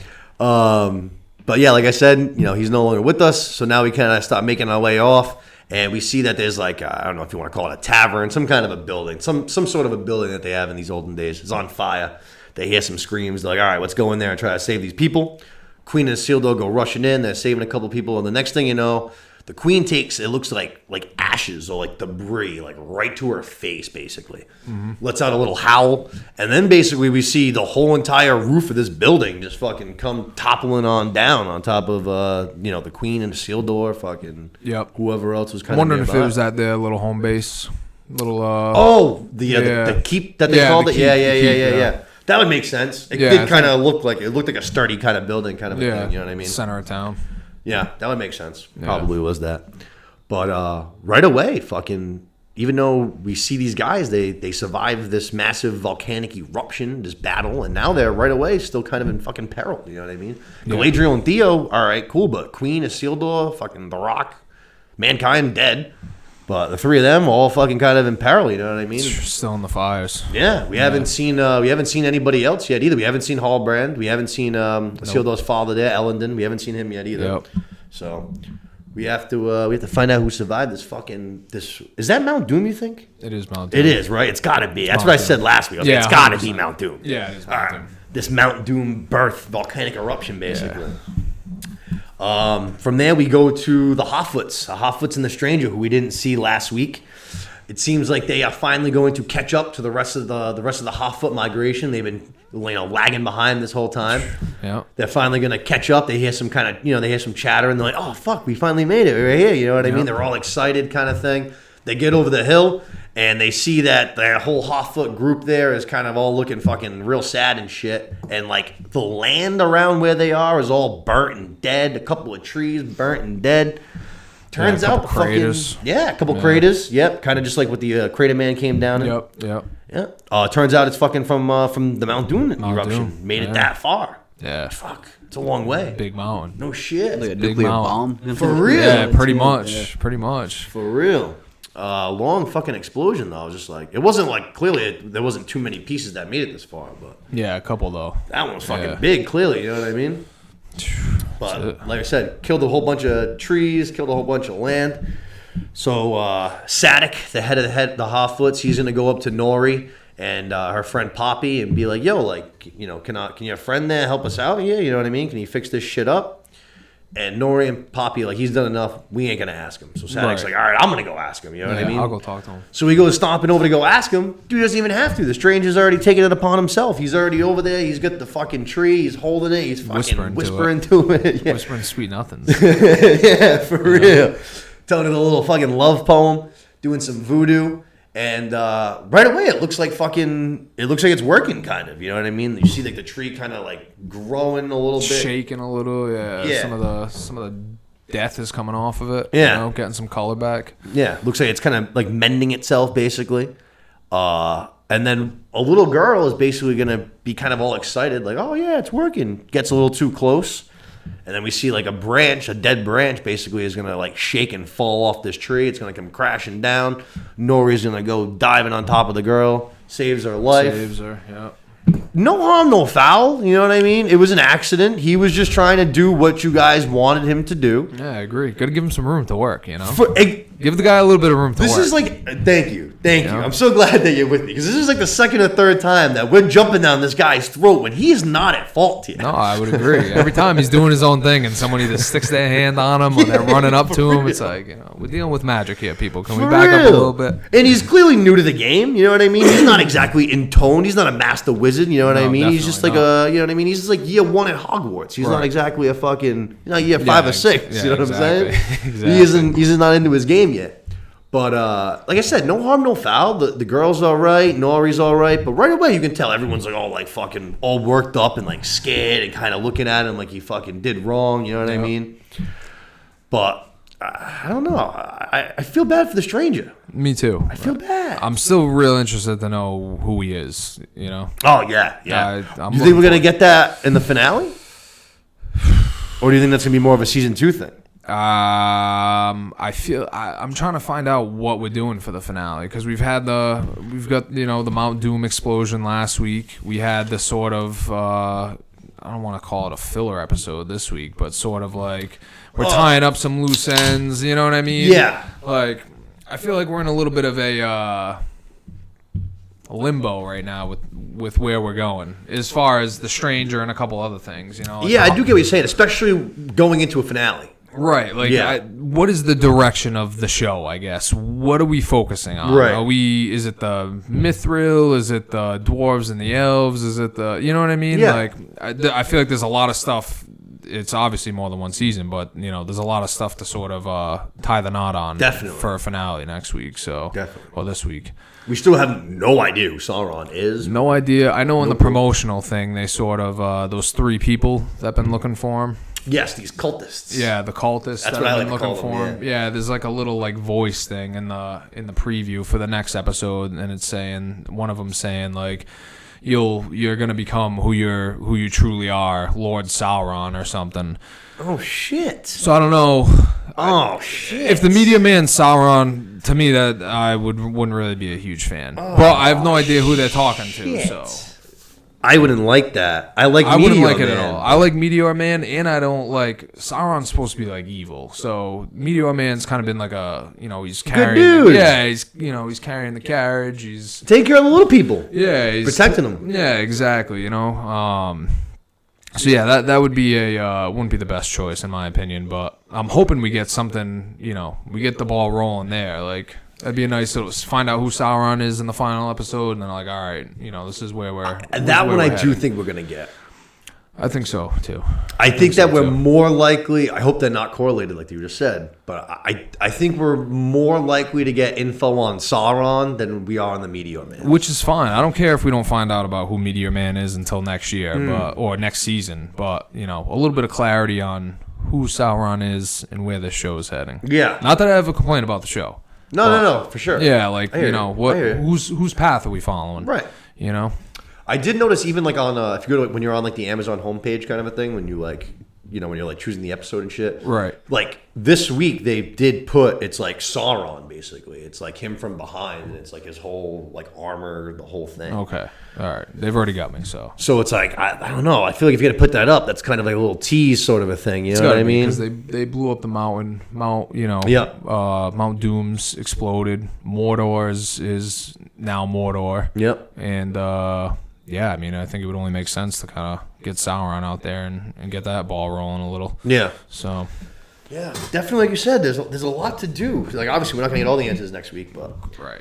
well, this week actually, we're only a couple days away already. Yeah, Fuck, Friday. crazy. I wonder how long that finale is gonna be too. I'm very curious to see that because all these episodes have been fucking long, dude. They're all I'm like hoping fucking it'll- over an hour. They're like Yeah. 65, I like 66, that, though. 66. This- I don't mind it. There hasn't been an episode where I've been like, all right, this episode needs to end. You know Yeah. what I mean? Like I think every episode's the whatever the pacing has been good. Good. Yeah, but yeah, for I would sure. hope at least an hour and a half, hour 40 minutes on this last one. Yeah, At I least. could see it being a little bit longer. Yeah. I don't know. I don't think they've released that. I don't know. I'm gonna have to look into that. I'll see if I can find it. Yeah, I'm trying to find it right now. Oh, there you go.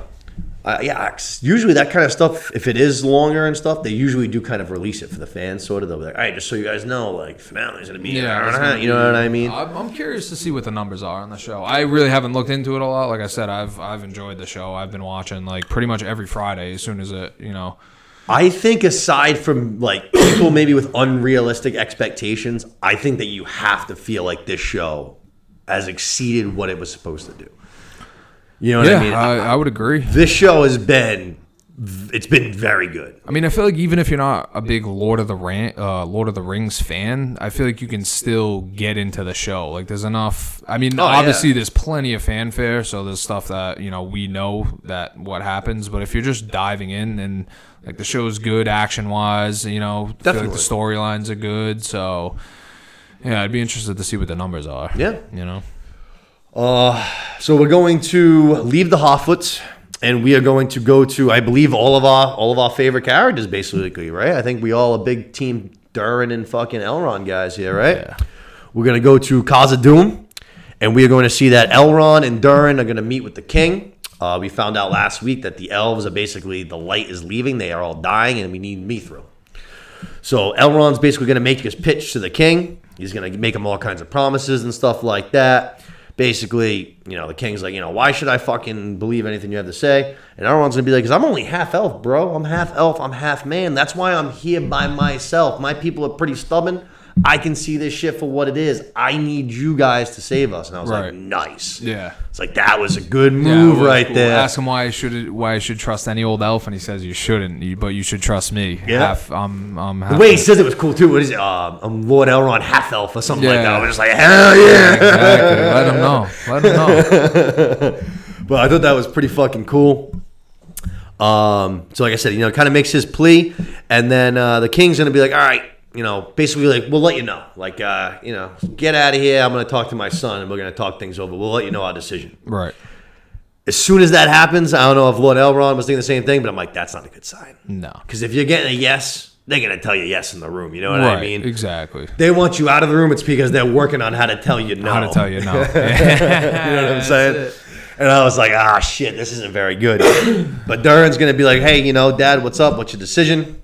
And the king's going to say, basically, no, we're not going to risk, you know, dwarven lives digging into the earth when we don't know if it's stable. And I'm not going to risk dwarven lives for the elves. Durin's upset. Durin's fucking upset as shit. You know what I mean? He's like, bro, like, my friend is basically dying, and he's asking me, he's like, well, I think he says, like, he's drowning at sea, and he's calling for me to help him. And, like, what do you want me to do? Just, like, kick his hand away? You know what I mean? Right. But it seems like, I don't know, it seems like we're in a bad spot here for the elves. You know what I mean? The king ain't having it. He ain't changing his mind. Yeah, it's a tough spot. But He says- dwarves are stubborn, you know? They are. The dad does say something that I thought was kind of interesting as far as, like, he says, like, the fate of the elves was determined, like, long ago by people wiser than us, kind of a thing. Almost talking about, like, fate. Yeah, he talks Fate about, of I think he God, drops, oh, God, Elway, I believe it. So that's, like, one of the, like, the heavenly figures, basically. Like a god. Okay. Yeah, that's so. One of the gods made elves, and then one of those other like higher beings wanted to make elves as well. But basically the all-seeing god was like, you're not ready yet. So he tried to make elves, and he made dwarfs. So that's how like dwarfs are like made. No shit. Basically, or how that sort I had of no idea about yeah. that. That's So pretty cool. I think that's what he's like talking about. Like those people a long time ago, like made those decisions about, like you said, like our fate. You know. Yeah, that's very much the way it sounds. Like you make it Yeah. sound like it's predetermined. And then it was just like it could even like it could fuck up like the entire, basically the whole way that Middle Earth could play out, kind of a thing. Right. So, like if we tamper with it, kind of a thing, we could be like the butterfly effect. Sort of. Exactly. Yeah. Like when you said that, I was just kind of like, that's, I don't know. I feel like that's kind of new for Lord of the Rings, sort of. At least to my knowledge that I could. Yeah, I think you're right. I think, yeah, I mean, fate-wise, I don't know. Yeah. I've never heard anything like dwarves or elves-wise. This is what's going to happen. So, yeah, that's probably pretty new, you know? I don't know. It was just kind of, I don't know. It was interesting to me, I guess. Usually we were all worshiping these rings and rings of power and stuff like that, but it was just like, this is the first time we got like a god. Like Yeah, said, talking a about like god Alway, mentioned, I think is the like god in Tolkien's world. As soon as Durin gets the bad news, we see that he's going to be with Princess Disa. Yep. And Princess Disa, I already love her. She's a gangster, but She's the best. She was ready to go this episode. This ready. whole episode, like right away. She's furious. She's just Hammering kind the of. axe too, isn't that over? She comes back and she's hammering away at the axe. She's doing some. Yeah, like, I think she she's was something like working. that. Yeah. Fucking fine tuning the blade or doing some shit like smithing or that. something in her living room. Pissed Yeah, off. 'cause she dunks it into the fucking sticks it in the water. Yeah, you're right. Basically, she's gonna fucking start shit talking the king a little bit. Durin's actually gonna stick up for him a little bit. He's not just he's not just my father. He's also our king. Yada yada yada. Disa apologizes, says that she's sorry for saying that he had lice in his beard, calling him a fool. Then she mentions that Durin just does the same like kind of a thing, and then she goes, well, you know, I don't like when you talk about my mother either. And Durin just like, well, in your mother's case, she really does have lice in her beard, which was funny. I thought that was great. That was funny. And then right then is when Elrond's going to come strolling on in. Yep. And as soon as he strolls in, like I said, I think he's a smart guy. Like I said, when he got told to leave the room, I think he already had a little bit of an idea. But then once he walks in and he sees Durin's face, Yeah, he doesn't even have to say anything. Yep. He knows right away just by looking at him. Just like, fuck, we're screwed. Yeah. And basically, like, Durin's like, hey, you know, can't convince you to stay for dinner. Elrond's like, I gotta go tell fucking Celebrimbor and friggin' what's the other one there? Gilgalad. Gilgalad. Gotta go tell him the news because, you know, but fuck. Yeah. No We more gotta- we gotta Lindor, leave- the yeah, elderly we gotta leave dying, Middle-earth. you know what I mean? So then him and Duran have a little pretty heartfelt goodbye. Yeah. I liked this a lot. Yeah. I can't remember the word that they use. I didn't write it down either, but Elrond saying, he's like, we don't say goodbye. We say it's like something with an M, like Namaria, something like that. Yeah, but Prince Namaria or Duran something. says it like Go before with he can good, say it. Yeah. Yeah. And you can just tell, like, he's like crying and shit. You can Yeah. just tell he's fucking heartbroken and devastated. Bro, holy shit. But Sorry, I was looking at something on Reddit. They Yeah. said they're speculating like around from like 110 minutes. ooh, almost next 2 episode? hours. Oh, yeah. That's, Almost it says 2 it's- hours. It's based on it's like 50 hours roughly for the whole story. whole show? Yeah, they've been at 600 minutes. They've been at 486 minutes so far. So the difference would Wow, leave look at that guy. 114 minutes. Good for him doing the numbers. Good for Reddit. Yeah, Good for Reddit. so what does that break down to like seasons? What? Because there's so much. I feel like there's so much stuff they need to get to. Like, For the show, you're saying? I think so. I have no idea how long this show is supposed to They be. were looking at 5. 5? Is that Yeah, what you that's said? right. What I was reading, Five too. by 5. 9 episodes. I They were thought looking it at was 5, yeah. 54 episodes. I thought is what I saw. Interesting. 5 by 9. Very, very interesting. Because the other thing we haven't seen anything of is what Celebrimbor is building. Yeah. Like that was the whole reason he goes to Khazad-dûm. Yeah, yeah, yeah. Didn't you play those Lord of the Rings games? Hell yeah. Isn't Celebrimbor like the thing that's inside of you? Like the spirit that's like that you're talking to the entire game? Yeah, and the Shadow of War games. Yeah. I don't think they're based off like what's the word I'm looking for? Lore. Like, all right, It's I not. gotcha. Yeah, All right, yeah, all right, all right, yeah. all right. Yeah. I was thinking, I think Luke mentioned that to me the other day. I was just like, oh shit. Well, I saw a picture picture on Twitter where it's like what you expected and what you got, and it was like Celebrimbor from the games, Yeah, 'cause and he's then such a savage in the game. yeah. Then it's like the old guy in the show, and it's like what the hell? Just like not looking very tough either. He doesn't look like much of a fighter. You know what I mean? Looks like an old elf. Yeah. But like I said, so Elrond, he's gonna hit the road. He's gonna go back and give the bad news to the guys over at Linden. And Durin's upset. He's gonna sit down. He's got that little piece of mithril that he gave Elrond, I think, like an episode or 2 ago. Yep. Elrond kind of gave it back to him. He's got it in his hand. He's all upset. Slides it across the table. Lands right next to this dead leaf that fell off of the tree that he planted from the seeds that Lord Elrond gave him. So it's some sort of like an elvish tree, basically. I think it's the remember the tree Gilgalad when they're in Linden? Yes. And he shows Elrond the tree, and it's got all the shits on it, and he's saying like this is why we need mithril. Yeah. I think it's a leaf from that tree. Okay. Because I think Elrond brings it to show him, and he shows the king too, because I think the king has it when he meets with Elrond. There's a scene or 2 earlier. Yeah. And he's showing him like this is what's happening, like this is the darkness sucking got the you, I life got you, out I of got us. you, I So got I think that's what that leaf got was you. from. And obviously that tree, we know that tree is obviously magical because it's literally growing on the ground. There's no Right. fucking sunlight or anything like that. It's Right. growing in this cave, basically. So we see the fucking dead leaf on the fucking table next to it. He slides the mithril right next to it. And the next thing you know, right before him and Princess Disa's eyes, this dead leaf literally right next to the mithril, like, basically comes back to color. Kind of comes back to life. Even though it's picked off the tree. You know what I Yeah. mean? But it literally, as it was dead and rotting, now it looks beautiful, like it just fell off the fucking tree. It comes right back to life before their eyes. And they're like, if that's not a sign, I don't know what the fuck is. Right. Sure enough, he just screams for Lord Elrond before the scene ends. Yeah, it was a good Yo, line. get your ass Calling back. him Here, back. you know what I mean? We ain't done. We're gonna Yeah. go. We're gonna figure this thing out. Yeah, exactly. But I thought that was I thought that was cool. I liked that. I liked the leaf mithril thing. Like I thought that was a cool fucking thing. I Yeah, I'm that. interested to see what's up with the mithril or the mithril. Yeah. You know? I thought that was very, very cool the way that they did that as far as like, trying to make signs and stuff like that. Yeah. Like the leaf from the tree, mithril, and it's like, that was Yeah. cool. I liked that. That Yeah. was very, very fucking cool. It just, again, it just looked fucking cool. I don't even know what else to say. It was just a leaf just Khazad-dûm changing. looks awesome too. Khazad-dûm does, Yeah. yeah. Khazad-dûm Yeah. constantly looks awesome. Prince Durin is awesome. I can't get enough of him. Him I and fucking Elrond, love I mean, him, are man. definitely my favorite pair in the group. Yeah. He might be my favorite character, Durin. He's my favorite character.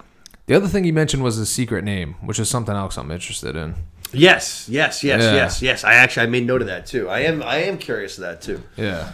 From there, we're going to go to a couple of scenes that are going to kind of bounce around the Southlands. We're going to be with two different groups of people. We're going to be with Galadriel and Theo first. So the first thing is we're going to see them.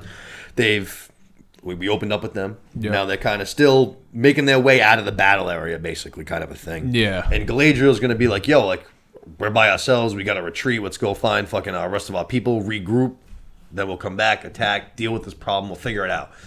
Theo's just fucking gun-ho. Just like, yo, let's fucking go. I'm ready to go right now. Trying to run off. Galadriel's like grabbing him like, yo, chill out, dude. What are you doing? Bloodthirsty, Theo. For real. I'm like, bro, what are you doing? You're one kid. You don't even know how to fight. You're just fucking ready to go. You know what I mean? Exactly.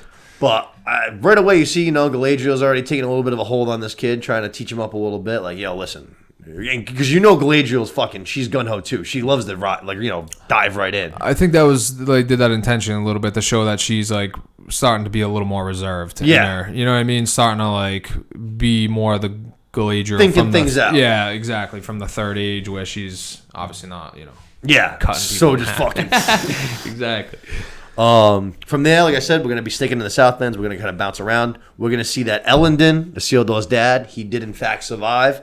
He's going to be kind of leading survivors out of the war field sort of a thing. He looks he looks sad, but he also looks disgusted kind of at the same time.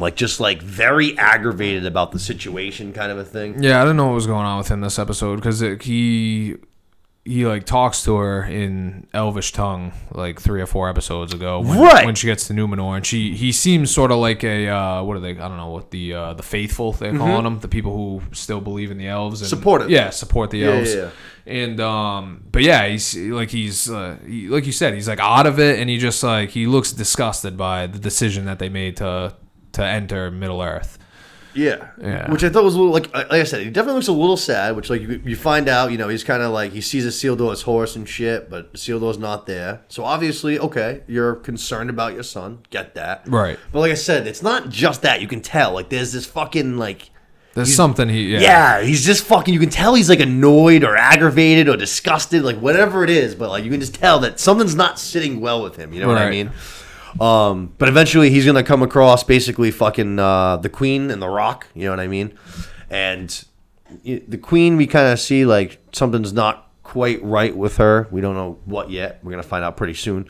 But then the Rock's gonna the Eladin's gonna be like, yo, where's Isildur? And the Rock's just kind of not answering, kind of hinting yeah, doesn't look good. Doesn't look good.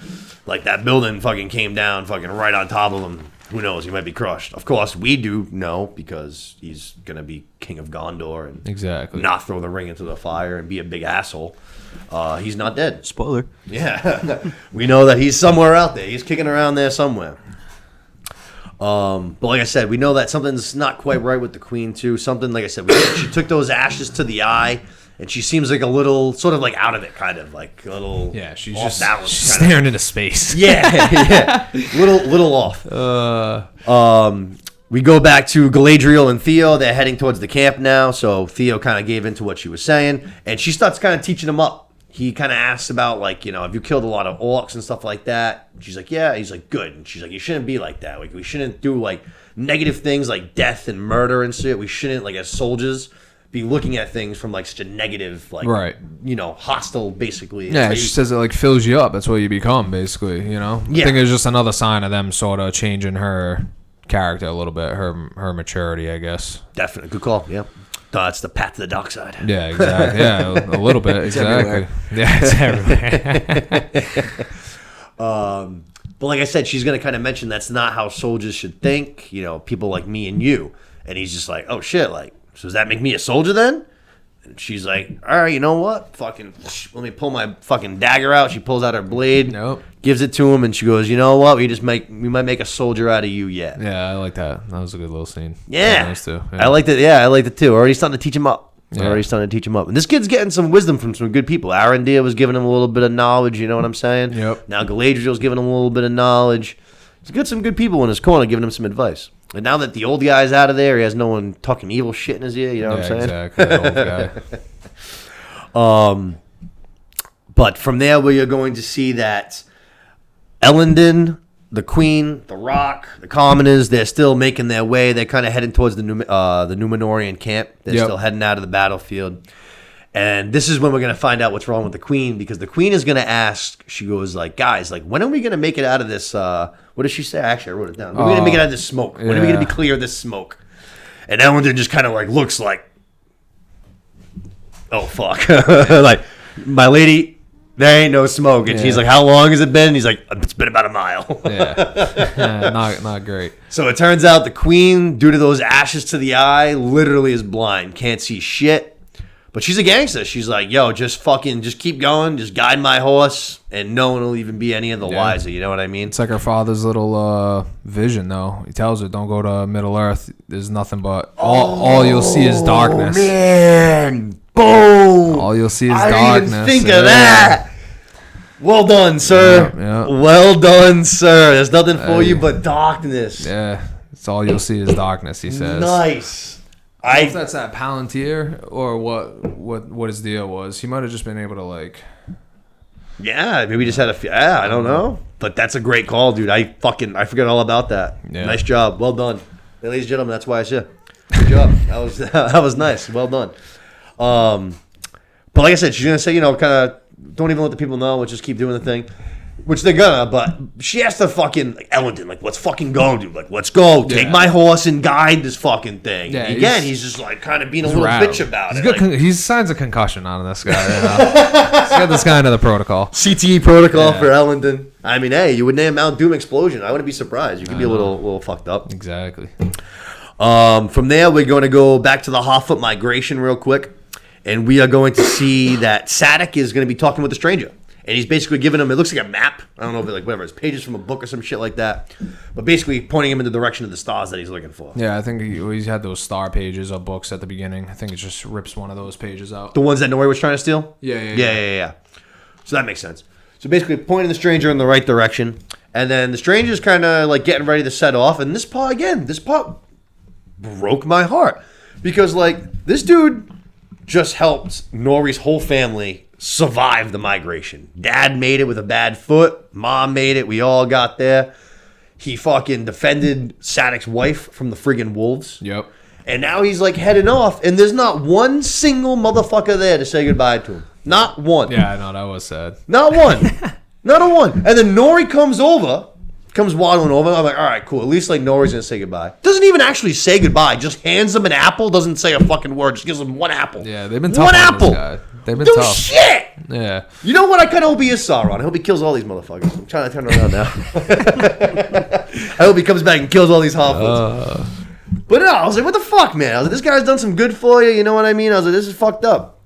Like I said, Nori's going to give him one apple. Who knows how long that's going to last? Not very long. And then he's going to set off on his way for these stars. But as he sets off, we go to the tree, the one that he was doing his little sweet whisperings to. And we see that it's giving birth basically to like a dandelion, it looks like. Yeah, a little flower. A little flower, A little life. So it turns out that whatever he did, it's just, taking a minute. It's just taking a little bit of time. Like we said, he's a new magic guy. You know what I mean? Give him some time and some space. Yeah, just give him a little bit of time. But it seems like whatever he did, it might be working. starting to work because the tree's starting to give some life off. You know what I mean? We go back to Galadriel and Theo. They're kind of making camp at night. You know what I mean? They're resting. They're chilling out. And Theo asks if she's ever lost anyone to the orcs. So Galadriel's like, yeah, I lost my brother. Obviously. We've seen that from the beginning of the show. Yep. And then she goes, and my husband. I'm like, huh? Yeah, who? That was a little bit of a bomb right there. For real? And Theo was like the same way. Theo was just like, you had a husband? And she was just like, yeah. Once upon a time, I had a husband before the war and shit like that. He ended up getting, kind of getting called in, getting fucking drafted. Yeah.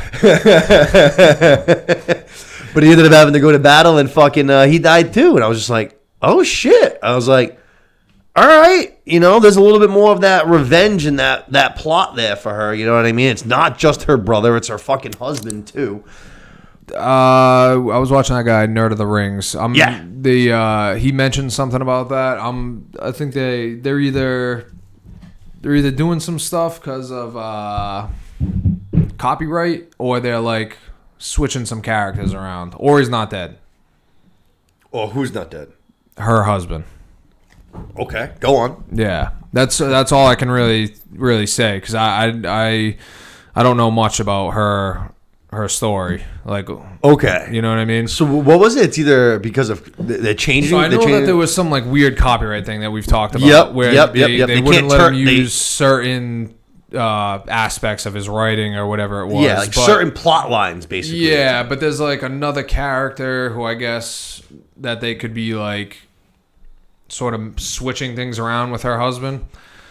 Okay, I know what you're Kinda. saying, because Thrones has done that before. Yeah. Giving plot lines to different characters that they don't have in the book, sort of a thing. Correct. Or like, taking like her husband's storyline, kind of killing him off, and now like to saying, oh yeah, he's dead, but now there's another person who's basically gonna embody that story, if that makes sense. Huh. Yeah. That's interesting. Very ill-informed on that sort of subject. I gotcha. Yeah, but that's sort of what he was hinting at. I That gotcha. because obviously he knows like the 30, all that bullshit. So he was saying Oh, yeah, like, his videos are fucking there's no obscene. way this guy's dead. Basically, is what he says. Galadriel's husband. Yeah, so he's like either missing or he's gonna be like reincarnated or something as like a human. Not reincarnated, but like there's a No couple shit. there's a couple characters in that. Basically, Tolkien this guy world. has a role to play, is kind of what he's saying Yeah. in the story. Yeah. He's not dead, essentially. Huh. Yeah. That's crazy. That's crazy. I'm shocked. No Again, shit. I have no idea. Like I said, there's a million things in this show that I'm learning. Yeah. I gotcha. yeah. So, but that's what he seems to think. No shit. Because this whole thing kind of blew my mind. I was just Oh, it was a huge bombshell. fuck? I mean, I he was just just drops it on. Yeah, my Yeah. husband too, and it's like, what? Especially because I was like at I think it was like episode 2 or 3 or whatever when she like bumps into Elrond. I was like, oh, there's a little something going on Yeah, here. yeah. And she even when they go to the Hall of Lore when she's with Elendin. Yes. And they see that it was founded by Elrond's brother. She's Yes. like, oh, I was always closer with her brother. Like just even small stuff like that. I was always kind of like Right. thinking there was this little vibe there, maybe kind of a Yeah, thing. her and Elrond. Yeah. And then when she's like, oh yeah, I fucking had a husband. I was just like. Yeah. And then he also like quote supposedly died in battle. I was just like, all right, well, Yeah, there's a lot going on.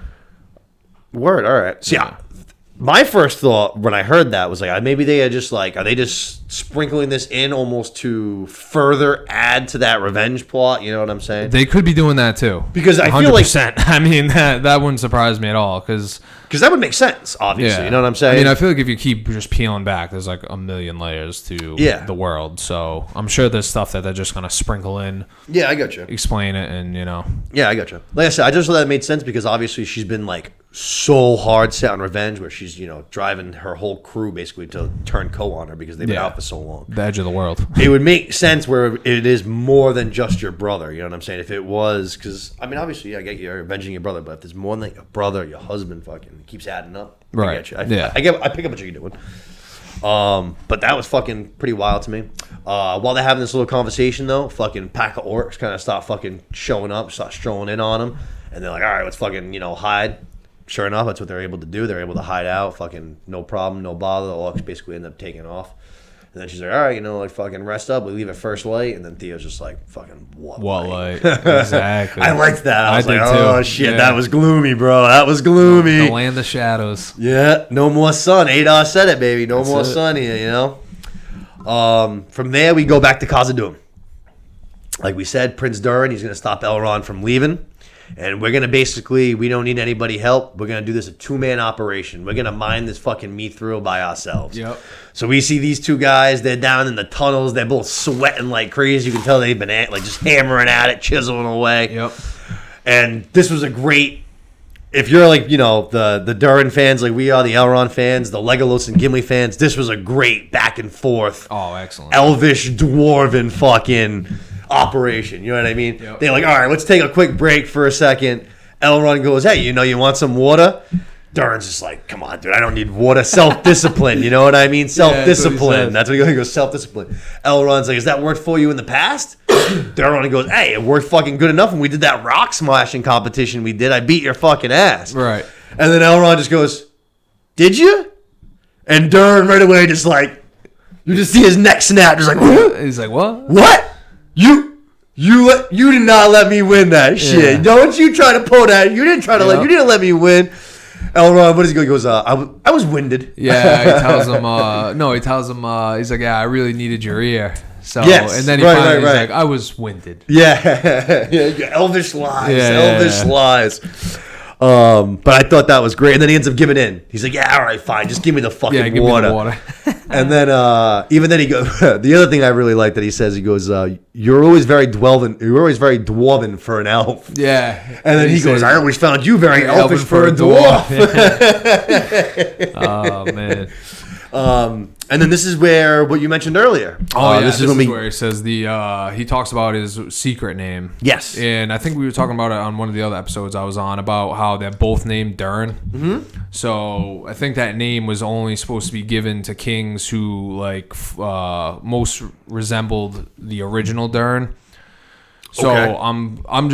I'm wondering if that's why they're both Durin. Like he's got a secret, and obviously it seems pretty important because he the way they mention it and only sort for of families, brothers, husbands, wives, exactly. whatever it was. And when he goes to tell them, they kind of brush it under the rug. He's like, "Tell me on the other side," Yeah. That was very much one of those movies, like an action scene, or not like an action movie when a guy or a girl is about to tell the other one that they love him for the first time, and then they're just about to die, and they're like, no, save it for the end of the movie when we live. Bad Boys 2 or something on the shop. Tell me when we get back. Perfect. All right. That's literally a perfect example. Thank you. It was very much that vibe, but I was kind of like, nothing's going wrong right now. No. This seems like a good moment, actually. I guess because Elrond's dying, I guess, or whatever, or you know what I mean. That's all right. That's the only thing I could think of. But, I get you. That makes sense. But after that little water break, they're gonna kind of get back to work. Durin's gonna pick up his hammer, fucking plunges it into this fucking rock, makes this huge hole in it. Looks through it, and there's a fucking a valley, an oasis of fucking mithril. Yeah. Just so friggin' much, you can't even fucking believe it. This shit's supposed to be rare as hell. We just found it in fucking spades. So Elrond, come take a look at this. Elrond takes a peek, woo, we just saved my whole fucking race. This is awesome. And of course, at the perfect time, just like in every movie or show ever made, what happens? The king shows up. Just as we found the Valley of Mithril. Yep. And he has to come and just ruin all the fun that we're having. Pissed. Yeah. It's the first time we've seen him really I get what you're show saying. some heavy emotion in the show. I feel yelling and any force even really kind of. Exactly. He's always been super mellow kind of. Exactly. Yeah. Boots him right out. Boots Elrond right to the gates. Sure does. Yeah. Fucking just kicks him right out. And fucking I'm almost if I'm not wrong, I'm pretty sure I'm right.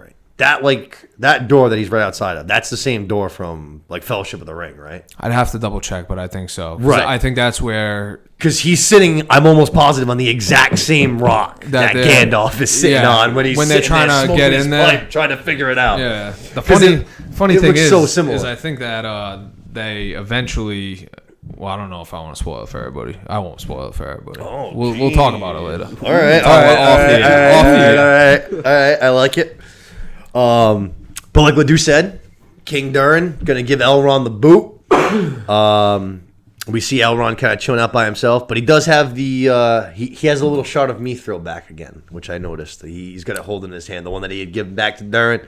Now he's got it back, again. Almost like a sign of hope or something like that. Kind of. I think when you see all that mithril, you're like, all right, well, Yeah, that was pretty crazy though. From there, we are going to see the king and Durin. They're going to have their little conversation here. And the king kind of does this weird thing where he kind of starts telling this story basically of when Durin was a baby and how he had some birth defect kind of things. Yeah, he couldn't breathe. He was wheezing and everything. Right. Everyone was concerned for his life and if he was going to be weak, yada, yada, yada. I was no, I know my son's going to be strong. Sure enough, he came out of it. Now he's this guy that he is now, yada, yada, yada. Building him up. But Prince Durin's there the whole time, kind of just what is the point of this story? Every time I have any kind of will, any ambition to do anything, you shit all over me. Right. So, what are you even talking about right now? You're just kind of talking out your ass. He's like, unless if it's your idea, you don't want nothing to do with it. You know what I'm saying? Right. And then Durin's going to fucking basically double down on what he said earlier about how he wants to save Elrond. He's just saying, he's my brother. He's as close to me as anybody could be, as if he was in my own mother's womb with me. Right. And boy, does the king not fucking like that at all, man. he flips a switch real quick. Yeah. One other quick thing: the conversation he has with Disa earlier in the show. Yeah. And she's telling him this is going to be our kingdom, and she says this isn't going to be your brother's kingdom. I thought that was a little interesting tidbit of information. I think that one's still coming. I think maybe, but you might be right. Yeah. You could be right because they have another conversation still. That's they? like towards the end of the episode. All right. So I might have just. Like right towards the end, they have I think that might be what you're talking about. Actually, I think I know what you're talking about. Yeah. I do. I'd have to go back and rewatch it. No, I think I know. I think I know what you're talking about. Okay. When she, she's a little bit more like fierce and shit, right? Yeah, she's like, this is gonna be our kingdom, and we're gonna rule all the mountains. Yeah. Okay, that's still coming. That's Spoiler alert. Yeah, right. As if you didn't know already, but fucking A, whatever. Fucking so like I said, the king's real pissed because like I said, he mentioned if he was born in my own mother's womb, he's like, dude, don't mention your elf and a mother ever again. You know what I'm saying? That's slander. Yeah, exactly. Yeah, he's pissed. Fucking pissed. Goes right over to Durin and grabs that collar, whatever that metal fucking thing is. It looks like some kind of collar. I had no idea what it was. I thought it was just a piece of armor. That's I didn't know what it was either. But the king like rips it off and like throws it on the ground. Then kind of starts walking off, and then you see Durin go back to like pick it up. And as he goes to grab it, the king's like, "No, don't do that. That doesn't fucking belong to you anymore." So that's got to be, like I said, I thought it was just a piece of armor. That's got to symbolize some kind of a ranking. You know what I'm saying? Whether it's prince or whatever the fuck it is. Right. That's got to represent some kind of standing. You know what I mean? Amongst the dwarves or something like that. So yeah, it seems like he basically just got fired, kind of. You know what I'm saying? Yeah, pretty much. That was kind of how I took that scene. Yeah. I was like, oh shit, like harsh. You know what I'm saying? Yeah, that was like you said, that was the most emotion I think we've seen out of the king so far. Definitely pissed. Yeah. Tosses that. That's it. Yeah, really didn't like the whole elf mother thing. Did not. No, I didn't like that. Did not like that at all. No. Hey, what can you do? You know what I mean? Durin loves the guy. He's going to be king soon. You know what I'm saying? That's it. It's his kingdom day. You know what I'm saying? And the elves, pretty good guys to have on your side, I would say. You know what I'm I would saying? agree. I mean, what the Yeah, fuck? I would Especially agree. we're building this massive forge together and shit like that already. Like, why would we not try to continue this friendship and relationship? Yeah. I don't know. The king seems like he's missing an opportunity to me. From there, we're going to go back to the Hotfoots. And we're going to see that this fucking tree that was giving birth to a little dandelion, it gave birth to a whole lot more than a little dandelion. Yeah. We got fucking all the trees are blossoming. We Full got farm friggin- stand. No shit. It's fucking popping over here. We got fruits, vegetables. All the crops. All the crops you could imagine. The Hotfoots are loving life. They're giddy as shit. They're doing that Hotfoot thing. They're all fucking assembly line, just fucking packing up cart after cart after cart. They're going to be eating good. They're going to be able to feed a fucking army. And then we see, I think for the second time since their arrival, because they scared the shit out of me. I think we haven't seen the cultists since, right? We only saw them the one time. I think this was the second time, right? This was the second time. All right, I thought so. And then we're going to see the cultists are going to fucking arrive, these scary motherfuckers. And in typical Hotfoot fashion, what do? Everybody hide. Yeah, everybody into the tall grass. Go away. Everyone's diving in the bushes into the high grass, just getting the fuck out of there as fast as they can. Throwing on the ghillie suits. It's fucking great. And we see the cultists are basically going to fucking go over to the tree that the stranger fixed, healed, whatever. They pluck that little dandelion off. They like look over towards the stars. And then they kind of start moving in that direction. And then Nori's gonna come fucking running out. Like I was kind of a little confused by this. Were the cultists heading in the right direction, and then she tried to throw them off? I think that must have been, and that's what she was doing. She All right. didn't. Yeah. So Okay. because I don't know which way they end up going, but I think that was sort of her Intent. Yeah, All intent right. was I'm gonna send them this way, and then I was a little confused by that. I was hoping so. I was like, we're not throwing the stranger guy under the bus now, too, are we? Because if that's the case, Yeah, I I'm mean, gonna be real upset. yeah, that would have been bad. I mean, come on. As soon as she says that shit, though, to the cultists, like, yo, fuck, she, like, pops out. She's like, yo, like, he didn't go that way. He went that way. They pull a fucking Houdini. Just vanish. And I was like, oh, shit. Yep. And then they fucking just pop up, like, right fucking behind her. I was just like, oh, shit. Yeah, that was pretty crazy. That was pretty crazy. Yeah, it's like that. Yeah, some seasoned wizards. You know? For real. Fucking Nori's dad and Sadek are gonna come like running over, like yo, leave the girls alone, kind of a thing. Nori's dad's gonna fucking what do you call it? Little torch. Yeah, Torch. torch, Basically yeah, lit on exactly. fire. That's Yeah. what he's got. Torch. Stay away from my daughter kind of thing.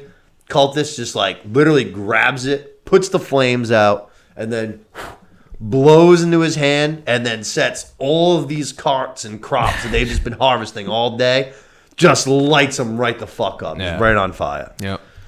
Tough. That was tough. Tough. Good to see a little bit of evil in the show, though. Some evil magic. Yeah. Some evil magic. But these cultists, man, they creep me out. They creep me out too because I don't think they've said a word yet. No, I don't think any of them have said a word. They've just been like walking around, yeah. no shoes, white robes, pointing. You noticed they're super white, like the robes, their whole bodies and stuff. And then I don't know if you noticed, but their like hands are and fingers black. black. Yeah, I noticed that. Creepy. Yeah, I don't know what's up with that. Creepy.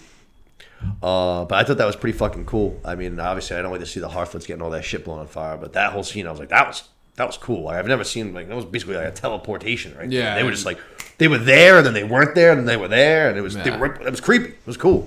Fit the whole October spooky vibe that I've been in lately. I liked it. But like I said, Harfoot's in trouble. Not in trouble, but all that crops that they just been spending all day fucking ablazed. We see that the Numenorians have arrived at camp. Isildur's horse is fucking not acting a fool, but he's all fucking hysterical. He's all fucking rambunctious. They can't calm him down. You know what I mean? Elendin tries, and then finally he's like, all right, you know what? I'm just gonna let this guy out of here. Just like take off. And I'm like, you know what?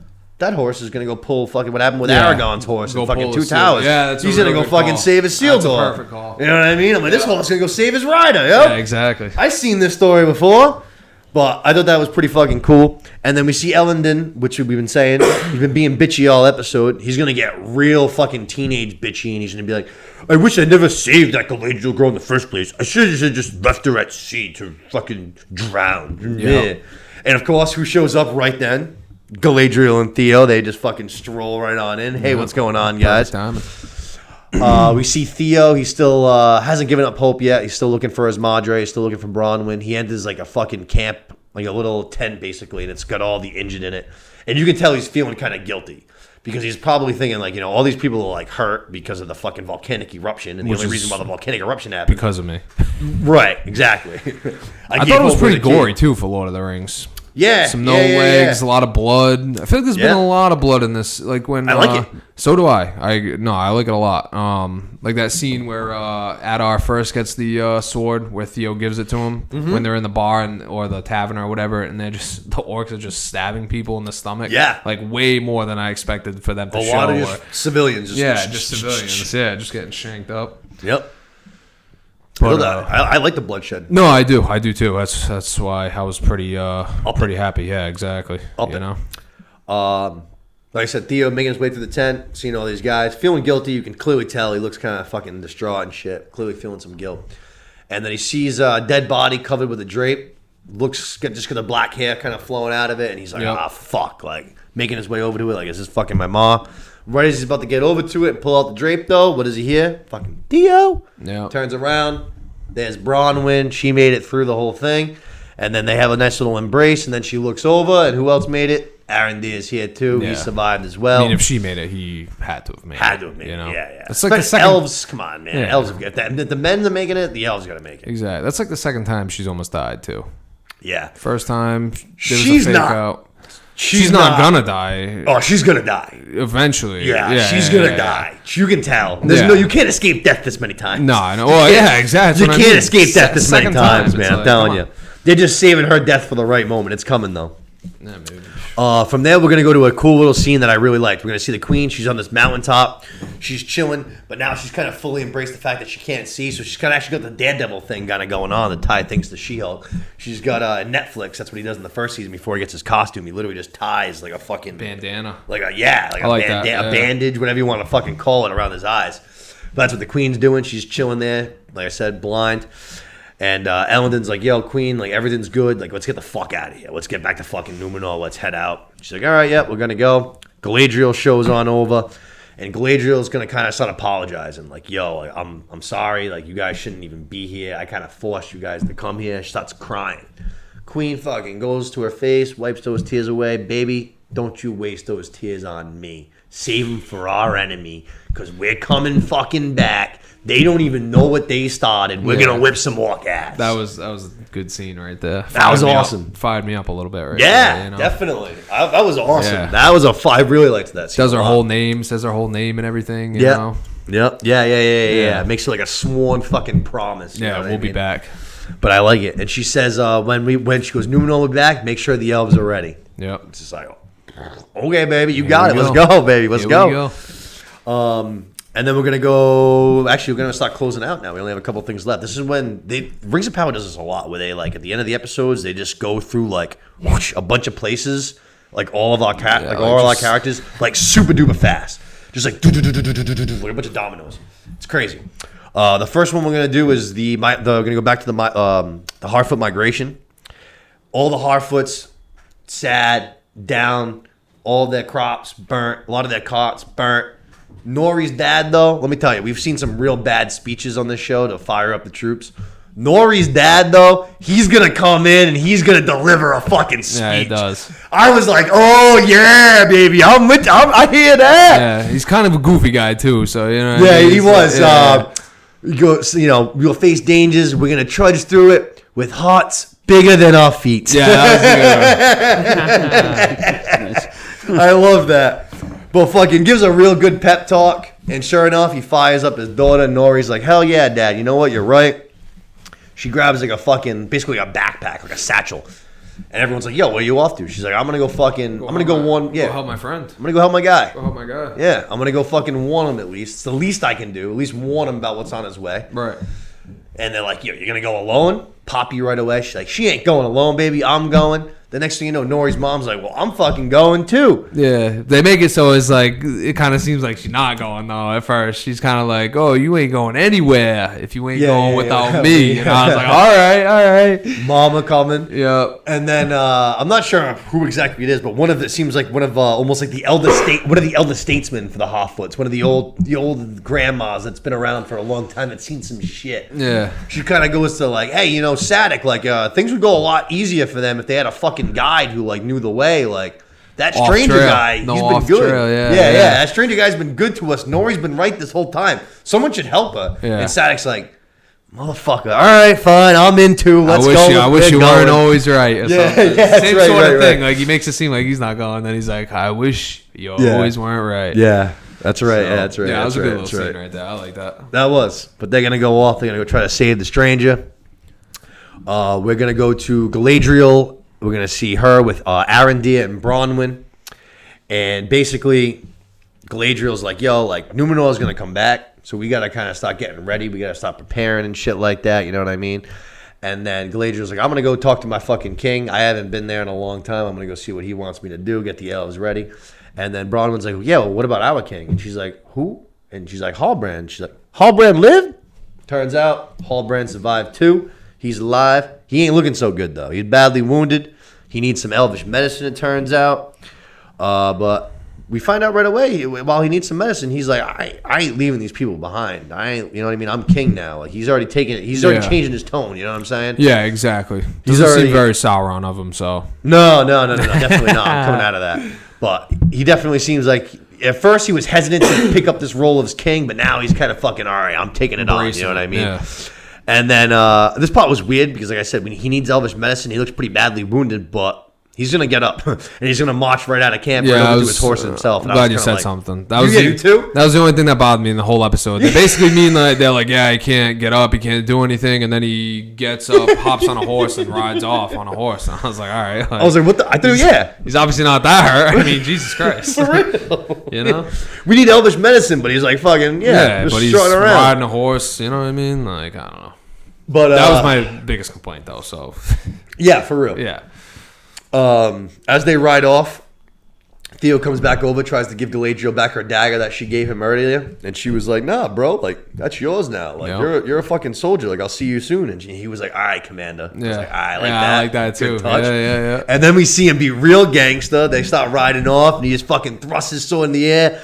Straight to the Southlands, Yeah, and the whole fucking crew starts screaming it. I was just like, "Hey, let me tell you." I had either no opinions about Theo or there were negative opinions about Theo going into this episode. Switched around. This is a fucking banger of an episode for Theo. I'm And like, Theo, that dog. Yeah, and they I felt like like you were saying, some of the speeches early on in the season were pretty lackluster. Yeah, lackluster. Big time. And like this episode, there were definitely a couple good Better. ones. So yeah, for sure. And then, like I said, we're wrapping things up, but just kind of bouncing around through all these people. Back to what you were saying earlier, we go to Durin and Disa. Disa's basically just like chewing out the dad, like, fucking, this guy's too old, he's too feeble. One day we're gonna rule this fucking place. We're gonna fucking rule this mountain. This is gonna be our Mithril. And she kind of says, like, one day we will dig. And Durin just kind of gives that little smirk, like, this is why I married this girl. This is what I need. It's my ride or die. It's my bitch ride or right die. here. Exactly. I love this girl. But I love Disa. She's a gangster, man. I love her.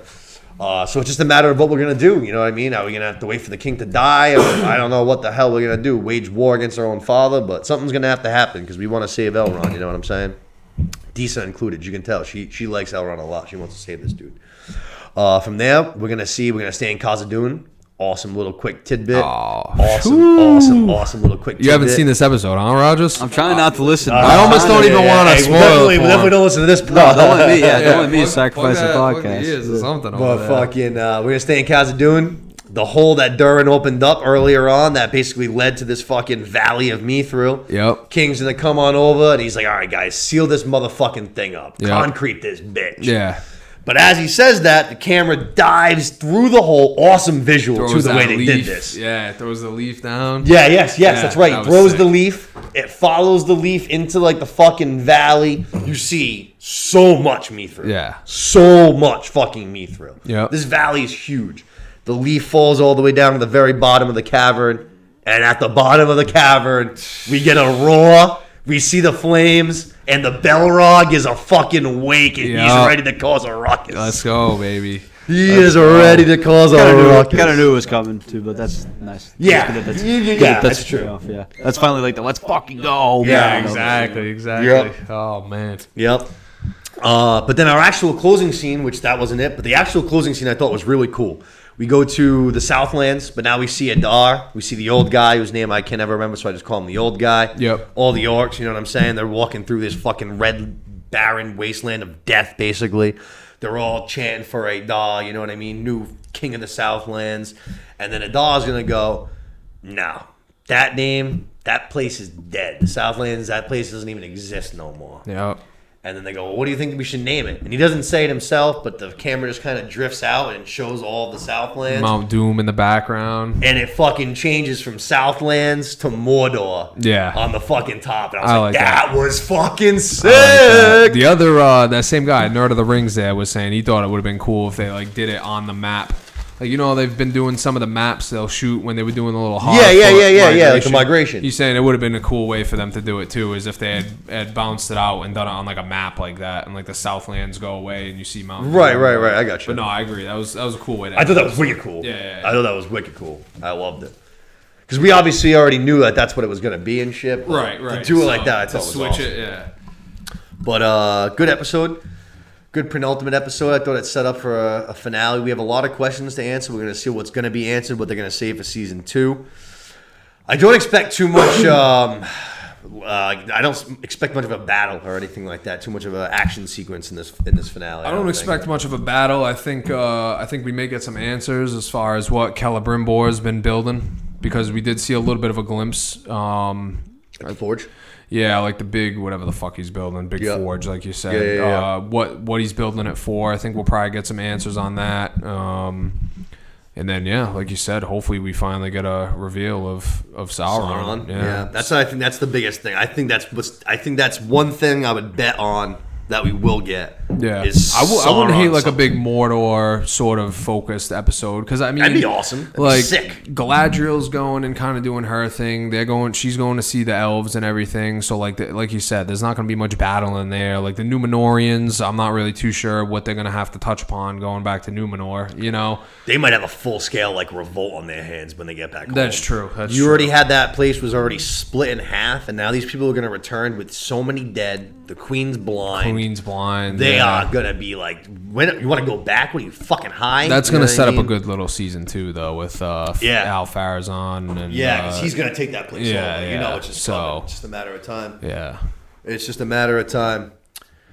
But I would say it's a strong episode. No, we like that one. Yeah, I would say. I mean, the one. That's right. I keep fucking thinking Seth didn't see this one. The one previous, I'd say, was definitely my favorite. I know Seth saw that one where Mount Yeah. Doom explodes. So That was definitely my favorite. But yeah, I like this episode a lot. Thought it was well done. I think we've got some stuff to kind of tie up in the last episode and setting it up for a good season 2. Yeah, definitely. I can't wait to see what the fucking budget's gonna be for season 2. Oh, Bezos got the money, so I don't think that bank account's slowing down anytime yeah, soon. exactly. Bezos. If anything, pump those numbers up at the show. You know what I mean? Shell out a few more bucks. With it.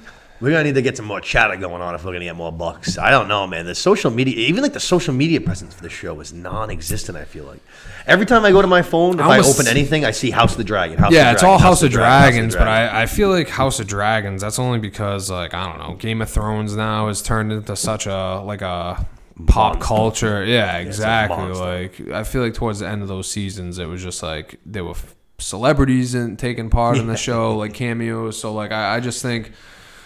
You know, I think Lord of the Rings, for someone who's never seen it, it's like you're like, oh, Lord of the Rings, like it's for nerds. Right, but it's like sort of the same sort of definitely. It's very much in the same realm. Stuff. It's Yeah. George R. Martin's he got all of his inspiration from Tolkien. From Tolkien, exactly. Of everything that he did is because of Tolkien.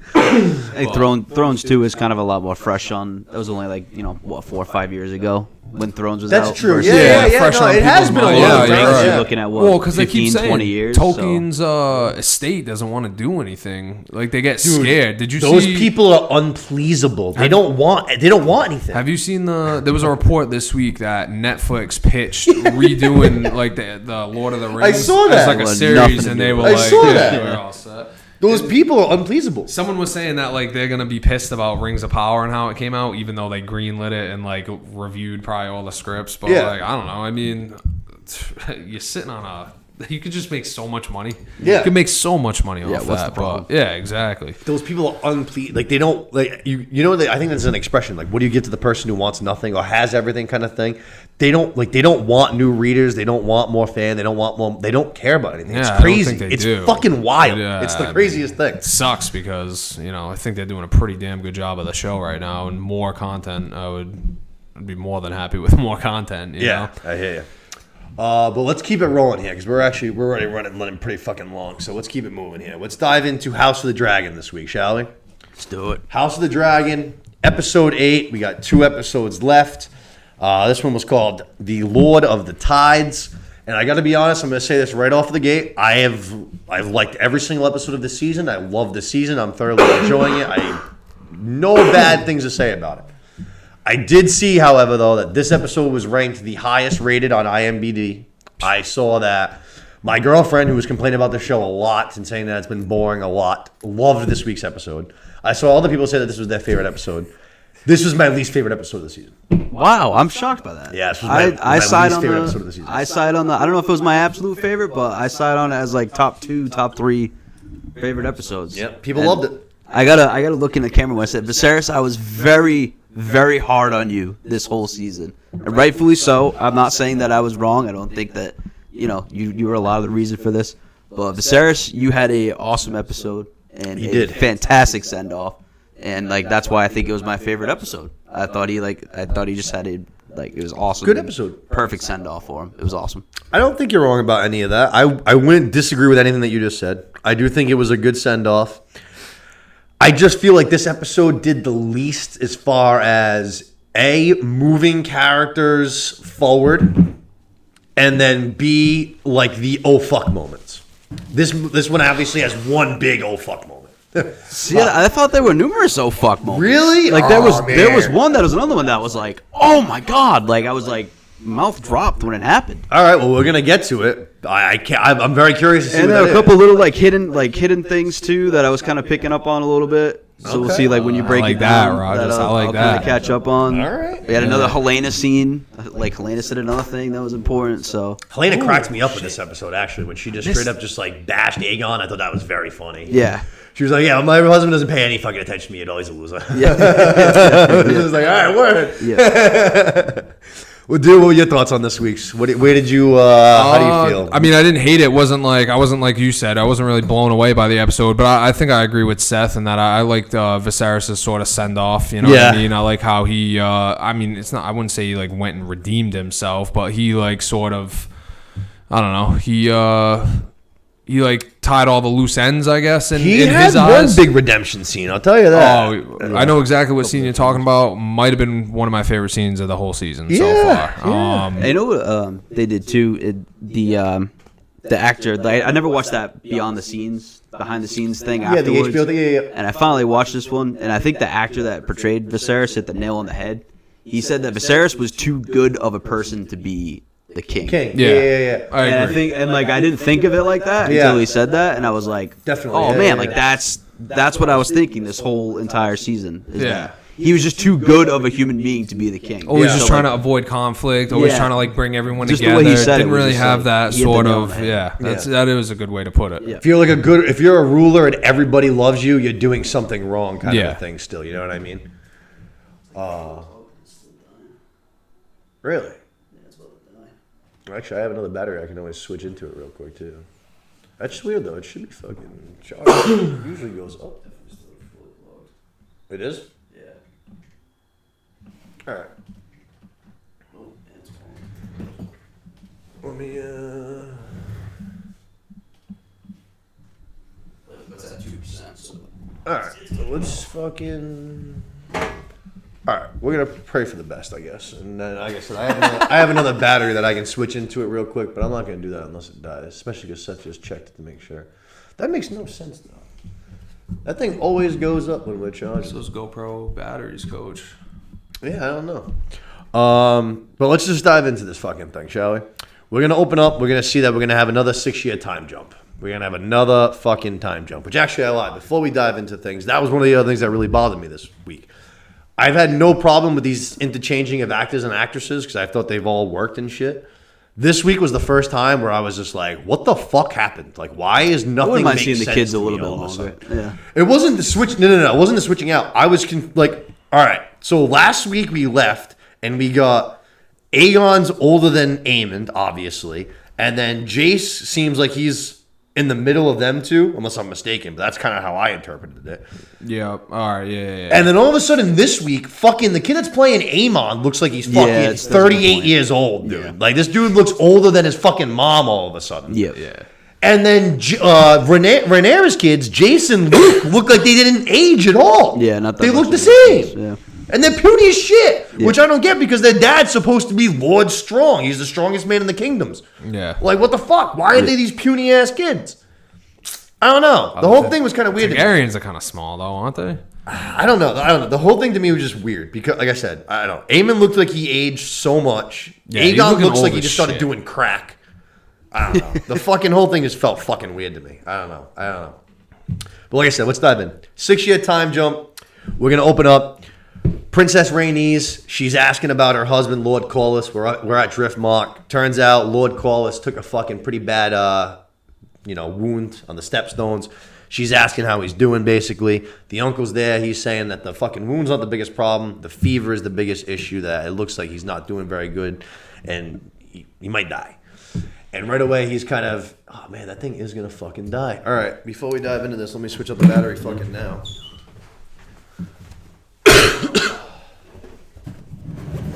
Ladies and gentlemen, if you need anything... It couldn't be any more plugged in, too. Now would be the time to do it. No, hold the back, you break.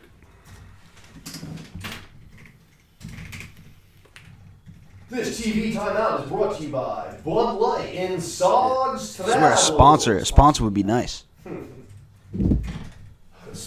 I'll just read a sponsor sheet right here, and it's just like, yeah, well, we have a minute.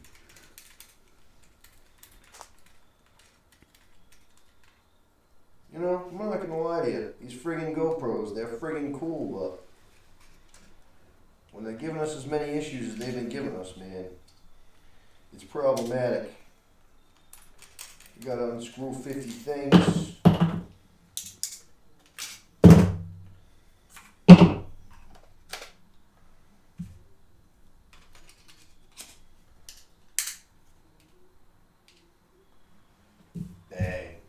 92%.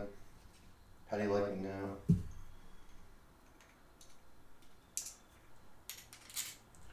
You know what would be actually really funny?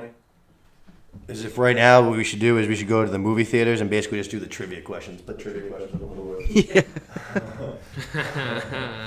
Who is the blackjack dealer in Ocean's 11?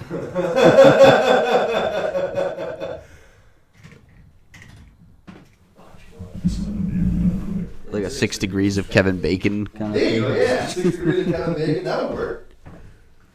That would work good.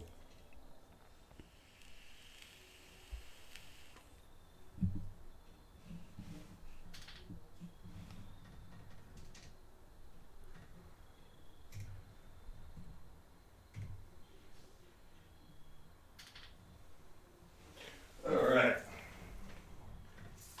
And we're off.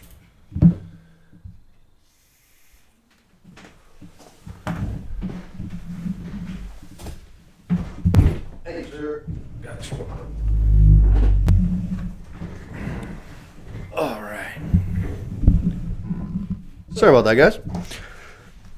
All right, so like we were saying, Rainey's upset, husband, bad shape, fever, wound, uncle, he's here, and basically he right away is going to start fucking basically talking about the throne. The Driftmark throne, not the Iron Throne, the Driftmark throne. Yep. Who's going to inherit this fucking thing? And Rainey's like, well, what are you talking about? Like, we already have this whole shit established. Rhaenyra and Laenor's eldest son, Lucerys. Right now, second son. Oldest one, he's thrown. Correct. Second one, Lucerys, in line, Driftmark. He's not going to say it right away, but he's going to start hitting that this kid's fucking validity to the throne is not real. He's going to be like, this kid, I don't know if he's got the same true blood of the Valerians that I have. I'm his real brother. This should be my fucking throne. And basically, she's going to be like, hey, like, you better watch yourself, because if my brother was, if the king was here, you'd be in bad shape. That's treason, you know what I'm saying? Yep. And then the uncle's going to kind of be like, well, you know, lay down his side of things. He's like, I think the fucking throne's going to support me. And she's like, well, we'll see what the king has to say about that. He's like, well, the king doesn't rule. The queen rules now. Yeah, I was super confused by that at first. And I was just like, oh, shit. I was like, that means that. Right away, I was just like, King ain't doing good. Right. You know what I'm saying? Like, Right. We've been treading in this direction for a while now. But Yep. King must really not be doing good. The fact that we were all talking about him making the 10-year time jump, and he somehow survived that, and now he's made it another. He's made 6 3 time jumps, right? We thought he was At going to die in least, that, dude, that 3. horse At carriage least. at the end of last week. We thought he was going to die in that horse carriage. Yeah, that's right. He's Now made we're jumping more another 6 years. Yeah. 6 more years. Good for him. No shit. Good for him.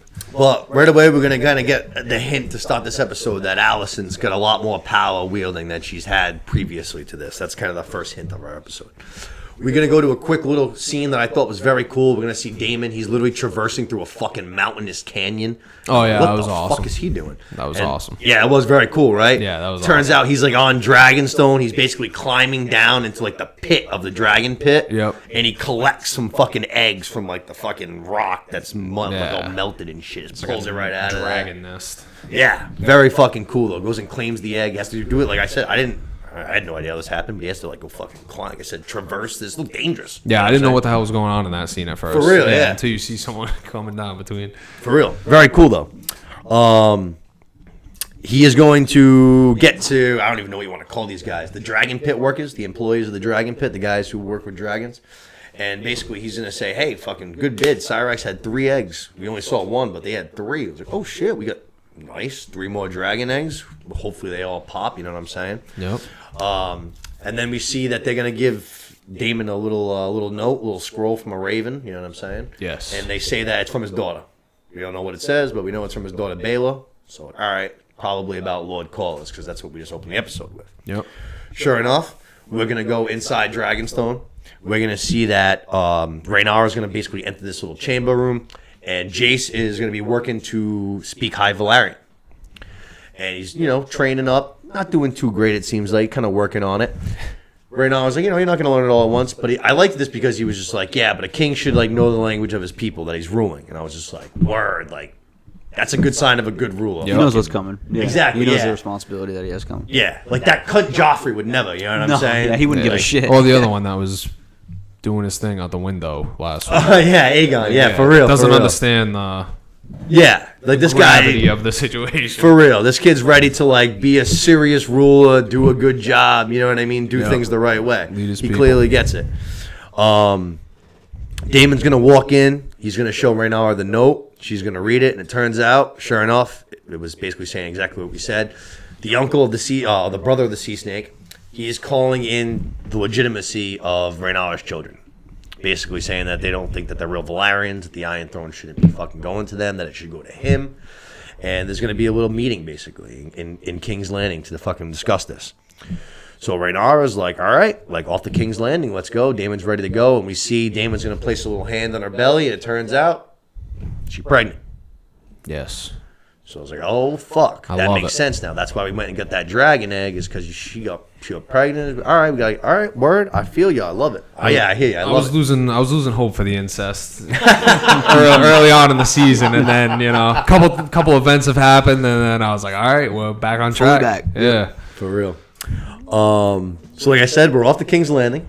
We see them on no dragons actually in this one. We see just straight them on ship. They're gonna basically fucking arrive in King's Landing, and just like King Viserys when he got to the Driftmark and was just given no arrival at all, same thing. Rhaenyra, Daemon, their kids, they show up. They're at King's Landing. There is nobody there except for Lord Cresswell, who we've seen him a couple times earlier. Basically, very loyal to Rhaenyra. Yeah, that was the guy that we saw in the stairway, right? Yes, Okay. yeah. He was one of the first ones to congratulate her when she gave birth to her newest son. Joffrey, I think, was Yes, it, right. Yeah, Yep. And he was like, if there's anything I can do for you, let me know. And she was like, there may come a day, Lord Cresswell, Yeah, where I there may may need yet you. come a day. And sure enough, they arrive here. They are 6 years later, and no one but him right away. He's the first one there. Like, it's so great to see you again, princess. Yada yada yada, kind of a A thing. little So, foreshadowing. this guy clearly, we know this guy's on our side. You know what I'm saying? Yeah, I love it. We are going to go to the High Council, and before we even get to before we even see that Alicent is at the head of the table, because we're going to see that King Viserys is nowhere to be seen at this High Council meeting. Before we see that, though, we're going to see something new for this show. We're going to see the 7-pointed star shining bright, basically, in the High Council chamber. And then, like I said, we're going to go down. We see Alicent at the head of the table. She's now taking the place of King Viserys. He's too sick to even wield the High Council. And what does she have dangling across her neck? The 7-pointed star as well. So the new gods are starting to take their grip on King's Landing, kind of like the way we know it in Game of Thrones, because obviously in Game of Thrones, the 7-pointed star, that's like the pop in religion, you know what I mean? That's what we're all doing there. We haven't seen any of that at all. It seems like Targaryen customs are being kind of starting to thrown out the window. The second King Viserys is taking a back seat. And the second that Lord Alicent's in here, we're kind of starting like, how can we get some people to my cause? You know what I'm saying? I'm the queen now. I'm kind of taking over things. How can I draw some people to me? Great way to do it. Always through fucking religion. Always. If I go and I fucking claim the 7-pointed star and the new gods is my own, all of those followers, the church, everyone that follows that church, instantly get drawn to me. Good way to see who's riding for you, too. We literally saw Cersei do it with the High Sparrow. Obviously, it ended up playing against her. It didn't work the way she wanted it to. But it's a play, you know what I'm saying? It's a play. It sure is a fucking play. We are going to see one of the King's God. I forget which one it is. It's the one that commands it. The commander of the King's God. He's going to stroll Bald in. guy? Yeah. Yeah, I like him. Can't think of his name. He's going to stroll in. Our guests have arrived. And fucking Otto, that fucking cunt twat. God, I fucking hate this guy. He just looks over right away and just goes, I assume our guests were welcomed with the position their station asks Properly. of. He's such a twat. Exactly. Yeah. And right away, the King's God just goes exactly as you asked, Lord Hand. And it's just like, so you commanded this shit. Like, you intentionally were trying to be a fucking dickhead. Yeah. You know what I mean? I fucking hate this guy. I fucking hate this guy. Then we see the entire council. They're going to start arguing about exactly what we've already been seeing, the inheritancy of the Driftmark throne. Who's going to get it? There's some people on some different sides. These people are arguing this. These people are arguing that. And Alicent is going to kind of take this as a moment to leave. She's like, all right, you guys can keep bickering if you want. I'm going to get out of here. I'm going to go say hi to our guests because they just arrived. I got to do the queenly thing. You know what I mean? Got to maintain that rep. Yep. And as she's walking on out and heading on out the door, she gets stopped by a different member of the King's Guard. And he's like, hey, my lady, I kind of need you. And she's like, hey, I'm busy right now. And he's like, nah, it has to do with the prince. Like, I need you right now. Right. So sure enough, that's where we're... Actually, no, I lied. Before we do that, we're going to do another scene first. I'm sorry. I lied. Before we get to that, we're going to see Rhaenyra and Daemon go visit the king first. We're going to see the king for the first time this episode. Now, we've obviously been hinting the whole episode that he's doing real fucking bad. Can't make it to the High Council. We go into his bedchambers. He is basically bedridden, and he's got like a fucking bandage. Looking like Anakin Skywalker on fucking Mustafar. Yeah, that was a good. That is perfect. Burnt to a fucking That is crisp. perfect. That is perfect. He's got the fucking wrap around his head and his eye. He's breathing like Anakin Skywalker and Mustafar. Wheezing. Actually, sounds like my cat Ramsey. But Rhaenyra and Daemon are going to kind of wake him up. Hey, what's going on, King? Who is it? It's us. She's going to say, hey, I'm here with Daemon. And he's like, Daemon. Oh, yeah, Daemon. All right, I remember you. I got you. Daemon's going to come over. He's going to right away kind of start telling him about the problems with the fucking stepstones, with Lord Corlys and how he got stabbed. That they're here because we're going to be debating who's going to get the inheritance of the Driftmark throne kind of a thing. Yep. And the king's just like, the fucking stepstones, like, didn't we deal with that like fucking 50,000 years ago? Still? He's like, God damn, still. Yeah, for real. Damon's like, over here. for real, yeah. Look at me, man. Look at me. Look at what the stepstones have done to me. Man. Damon's, I'm sorry. So he's basically like going to be like, Allison and Otto, they handle all that shit for me now. I don't deal with any of those affairs. And Damon's like, no. That's why we're here. Like, we need you, bro. I know we've been estranged, but, like, we need you to back Lucerys. Yeah. And then the king just goes, well, did something happen to Corlys? And it's just like, oh, Jesus, Lord have mercy. We are so fucked. Yeah. Lost. Pull it together, kid. Yeah, Come we're on. just like, oh, no. This guy doesn't know anything anymore. Rhaenyra is going to be like, all right, you know what? Maybe this isn't the best time. Dad, I got some new kids I want to introduce you to. Turns out Rhaenyra's not just pregnant now with a kid with her and Daemon. She's already got fucking 2 more. She's about to have a third. I They're love getting it. busy. Yeah, for real. They've been getting damn busy. She introduces another Aegon. Fuck off. And then another Viserys. Named her after the king himself. Yep. And then the king's all, happy to see new grandchildren, but it's very funny because he's so horrifying to look at. The kids start, like, basically Crying. screaming and scrying. Yeah, just like, get me the fuck out of here. Scary. And then the king's going to basically be like, all right, my bad. And then he's like, I'm in pain kind of a thing. Yo, Daemon, can you grab me that cup? And Daemon's like, yeah, sure. You want this one? King pounds it down, hands it back to Daemon, and Daemon right away, you just see, just, like, grabs it and just starts, like, sniffing the fuck out of it. Like, what the fuck? Like, what is this? Something's wrong here. You know what I'm saying? Right. So I noticed that. I was like, all right, I'm sure we're going to get something to do with that, which we will. But we're going to go back, like I was saying a second ago, though. Allison just called from the King's Guard. Hey, something's going on with the prince. So she's going to stroll in to, not the prince's room. She's going to stroll into this different chamber. And there's just this blonde girl. She's sitting there. She's fucking crying. And the reason why she's crying is because of the prince. Turns out this prince that I was starting to turn tides on a little bit last week, that I was starting to come around on, I was thinking this guy might be kind of my guy. I'm back out on him. Raper, don't like rapes. No, we Rapes out. are bad. We out on that. Firm stance, This anti-rape podcast. is against Anti-rape. Firm stance, anti-rape podcast. Want it on record. Raped this girl. And fucking Allison, again, actually, for the second time this episode, gonna remind me of Cersei, big time. Oh, I was in gonna say this. massive vibes. Cersei? Massive Cersei. Yeah. All right, vibes yeah. In this, yeah. Big like time. I was scared for the girl, Yeah, just because, like I said, the comparison was right there. but she does the perfect job of like comforting her and Sympathetic, consoling her at yeah, first. yeah. Like, oh, I believe you. Like, I'm so sorry this kind of thing happened, and then she just flips it on her. But also so could expect her to hard. get a knife and just fucking Yeah, just for take real. it I on thought- any Yeah, that's given what I thought in moment. my head. For real, like, oh, but people could think that you were actually just trying to badmouth the king, and you couldn't put yourself in that predicament. So this would actually turn around and like blow up in your face, and like probably shouldn't tell anybody about it. Right.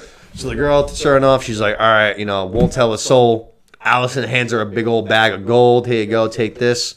Pays her off, and then this doesn't just give her that. We see for the second time this season, we're gonna pop out the plan B in Game of Thrones, the fucking T. Yeah, To ensure we have no bastard children for Prince Aegon, we're going to give her the same tea she gave Rhaenyra. Oh, not she gave Rhaenyra, but the Maesters and the king gave Rhaenyra for her to drink after the night with Daemon.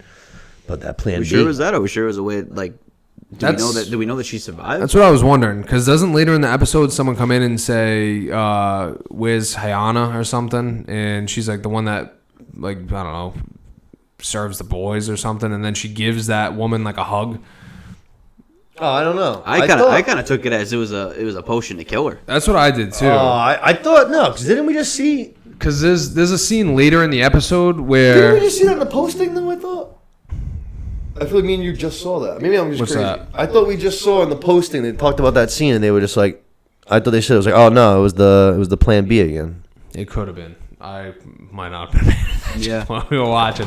But I thought, so I was confused too, like Seth was saying, because she drinks it. Then she, like, whatever, the girl leaves or whatever. Yeah. And then, like, a couple episodes later, I think it's not even, it might be the next scene where she's leaving Aegon's room? after they have their talk. Yeah. And the woman comes down and says, oh, have you seen Hyana or whatever? She, like, didn't show up this morning. And then she, like, gives that maid a hug. And then, like, we don't hear anything about it anymore. And I was just like, all right. So did they kill her or did they feed her the Plan B? Know. That's interesting. I'm gonna have to look into that. I think Allison says, like, you know, this is to make sure that nothing happens. Right. And I thought that was Yeah, I thought that was by a means little... of killing her. Oh, see, I thought that was the Plan Plus, B it's again. I the thought it land was of too lives until that that, she had. until Yeah. that second scene where the woman comes in and says, like, oh, where's Hyana or something. And then Allison doesn't even say anything to her. She just runs over and, like, hugs her. And I was like, oh, all right. She didn't say, like, She didn't was it Helena? Was it like her daughter? No, I don't think so. right. They're looking for, like, one of the maids for sure. I'm I'm gonna have to I'll look walk into that this. back. I'm gonna Not have for to look sure, into this. but I'm pretty sure.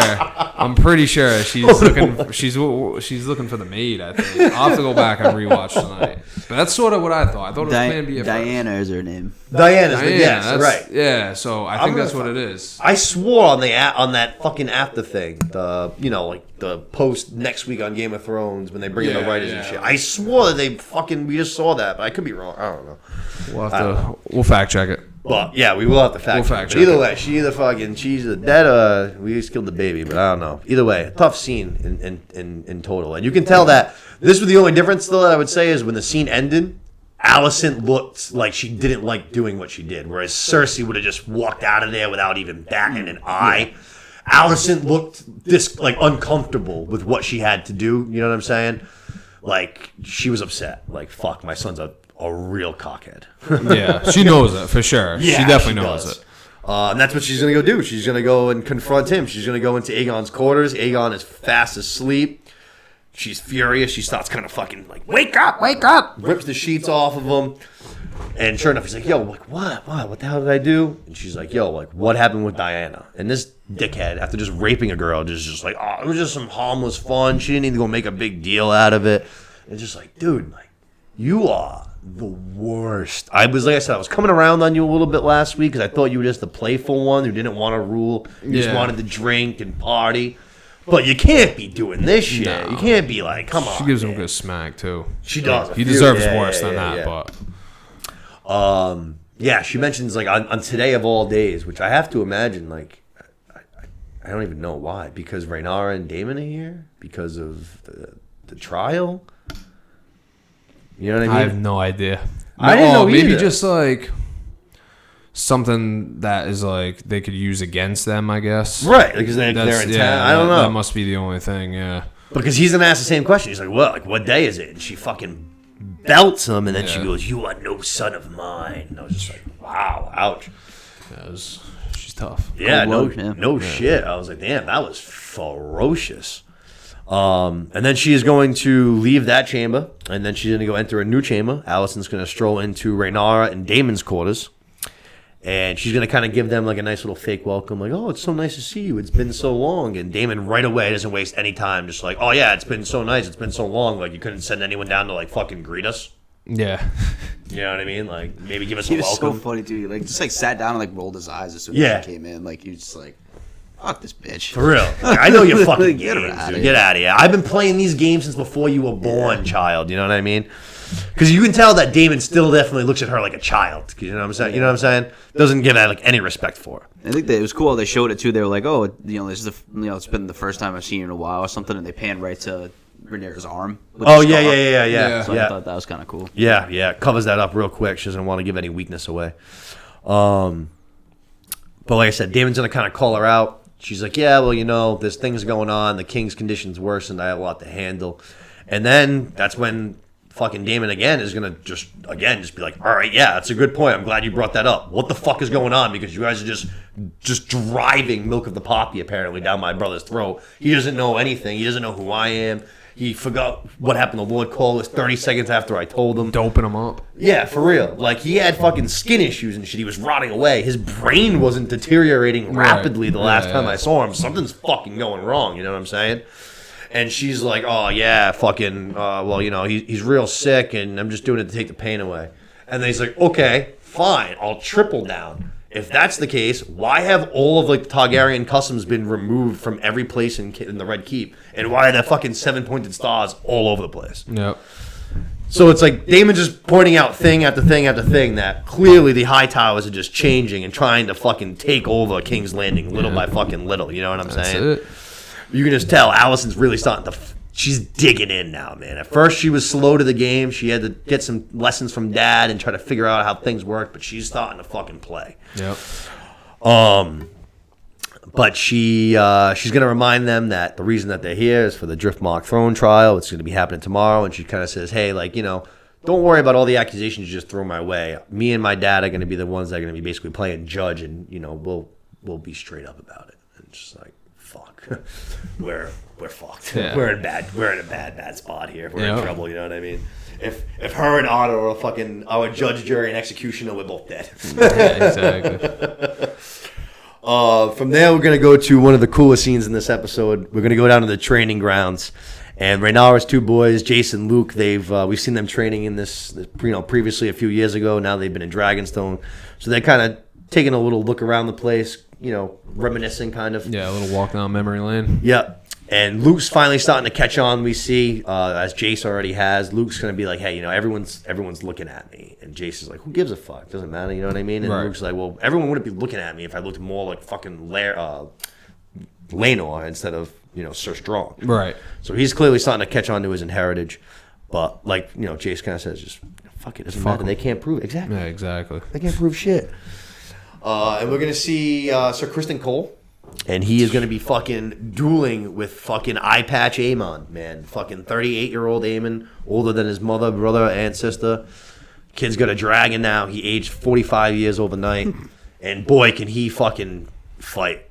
Yeah, he's kind of a badass. He can, yeah, he is kind of a badass. It's like Damon. He just reminded me of Damon the whole time. Big time Damon. It was just like, it looks like a mini Damon, sort of. Not even a mini Damon. Same the age, eye patch is a age. mean look. It is. With the scar underneath it, too. Still, like, all the way through. Yeah. Mm-hmm. It's a mean look. Yeah. They're going to duel. He's going to get the best of Cole. He's going to basically hold him at sword point. Cole's like, good job, Prince. You're going to be winning tournaments in no time. Right away, snap Cole. I don't give a fuck about tournaments. Yeah, I was like just that. Oh, Jesus. We're all screwed. we're all fucked. Y'all are fucked. And fucking, mind you, this kid, like we said, obviously Eye Patch has a one eye. He was dueling Sir Criston Cole, who is a member of the King's Guard. So you think it's a legitimate fight. And somehow, some way, with his one eye, he was able to peripheral vision or whatever. Because as soon as the battle ends, he's just like, nephews, you guys hit a train? I was just like, how the fuck do you see that? Yeah, that was pretty cool, This guy's too. awesome. Yeah, exactly. I was just like, how the fuck do you see them, yo? Yeah, hey. That was fucking pretty cool. I'm not gonna lie. Even though he looks old as shit, I was like, oh man, this kid is gonna be a problem. And we see that the Sea Snake's uncle, I'm sorry, I keep calling him the uncle. Sea Snake's brother has arrived in King's Landing. They come marching through the training ground. He arrives and he goes right up to Otto and Allison, some kind of a little council meeting kind of chamber thing, and they're kind of discussing the heir to Driftmark. And it seems like they're kind of doing a little behind the door deal, sort of. You know what I mean? Yeah. 100%. Like, why you guys shouldn't be talking to the judge behind closed doors the day before the trial? No. And he's like, hey, if you pick the right guy, Driftmark, they might be in your debt, going forward in case things go awry. You might need someone control of the tides. You might need a nice ally. That's it. If you have to bribe like that, you're not worthy. For real. You ain't worthy. Yeah. You ain't worthy. Damon's been on this guy from the jump. The first time we got introduced to this guy, not even actually just Damon, Lenore. Lenore was just a kid, remember? Yeah. In that scene, he was only like, 17 years old, and he was just like, Uncle, all you do is fucking talk. Shut up. Damon's been out here scrapping with us. Just you know the what I mean? classic, I have the same last name, so therefore I'm entitled to the same name once something happens. For real.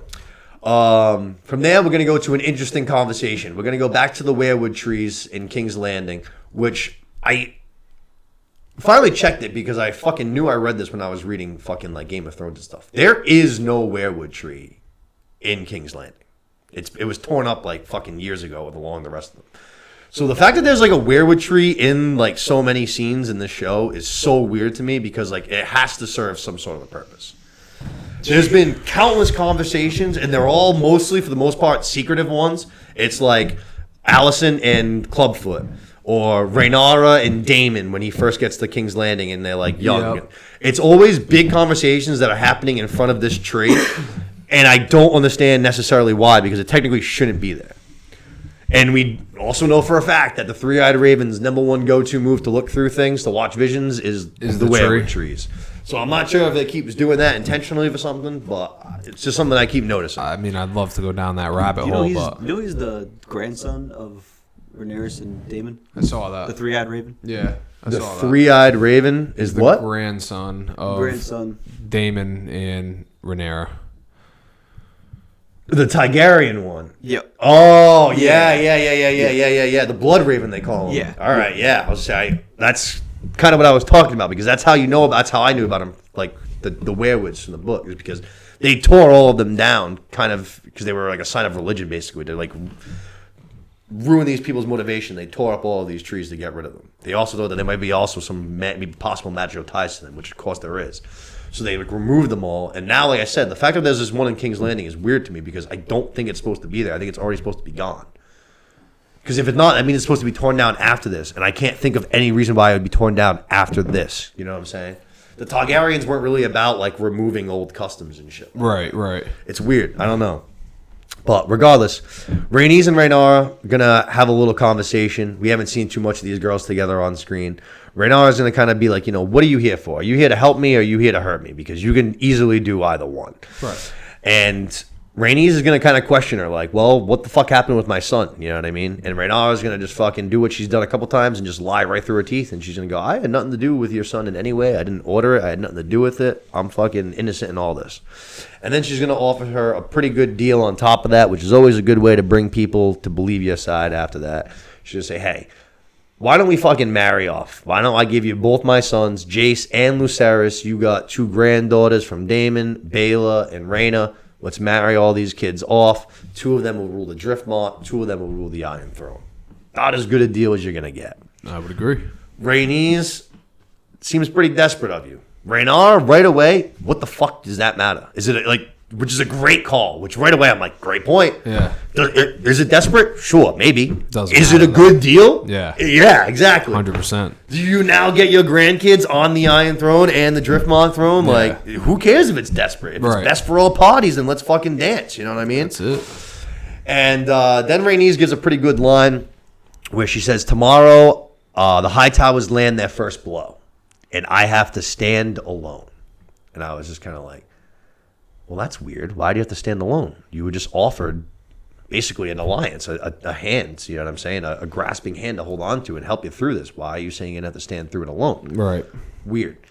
I guess it's probably because she just thinks that with Allison and Otto as the judge, it doesn't matter who's on her side, what alliances she has. The backs are, it's already concluded. The decision's basically already made. Yeah, right. yeah. We know how this is going to fall. That's how I read into it. I would imagine so, especially with the High Towers land the first blow kind of a thing. It's like, we already know how this is going to end. They're going to take the Driftmark throne away from us. They're going to tie up this alliance with the new Sea Snake, and we might have some issues. But I liked that line regardless of the whole thing. Tomorrow the High Towers land the first blow, and I must stand alone. We're going to go to another meeting, the second meeting of Rhaenyra and Viserys. Rhaenyra, realizing she's in some trouble. The High Towers are going to probably steal her claim from her son from her. Yep. And she's going to go and ask if the king still believes in this tale that he told her, the Song of Ice and Fire. And the king is kind of just like, huh? What? The Song of Ice and Fire? And yeah, Aegon, I know what you're talking about. And she's like, well, if you fucking believe it, then when you named me heir, you fucked up because you want us to unite the realm to stand together. You caused a direct fucking split down the middle when you named me heir. Right. And you can tell she's starting to have some second thoughts for the first time. Like, I don't know if I want to fucking do all this shit. You know what I mean? Be on the throne. First time, for sure. And then the king, I don't know if it's the milk of the poppy or what, he's going to do a fucking weird thing where he's going to go, Rhaenyra, and she kind of looks up, she's like crying, he goes, my only child. And I was just like, that's interesting. You just completely forget about the 3 children that you have with Allison entirely? That's true, I forgot about those things. Did you just like black them out, you know what I'm saying? But as soon as he says that, she just goes like, all right, like, if I'm your only child and you want me to be the heir and you want me to unite the kingdoms and you believe in this song, then she's like, I need you to defend me tomorrow. I need you to be there tomorrow. Come on, old man. If this is the if this is the last fight you got, I need you to ride with me tomorrow. That's it. So we skip we go overnight now. We go to the morning and we open up with the king and Otto. And the king is being tended to by an army of healers. Got like 15 doctors. He is so skinny. He looks fucking awful. Yes. Like he's about to just break off. Like a limb's just gonna detach. Yeah. For sure. And he's gonna say to Otto, "Hey, I wanna do a family dinner tonight. I want to get everybody together. The family's all in town. They've been at Dragonstone. Everyone's always off. I want to get everybody together on the one roof."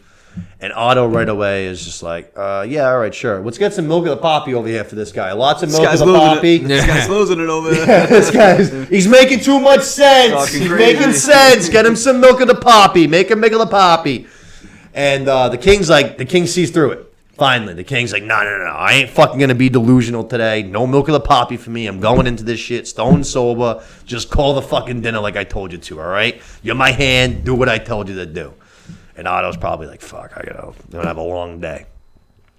And then we go to the best scene in the show. I would have to admit, the best scene of the episode. One of the best scenes of the show so far, like you mentioned earlier. One of my favorites, personally. Hard to disagree. This one was awesome. While this episode didn't kill it for me, this episode was pretty amazing.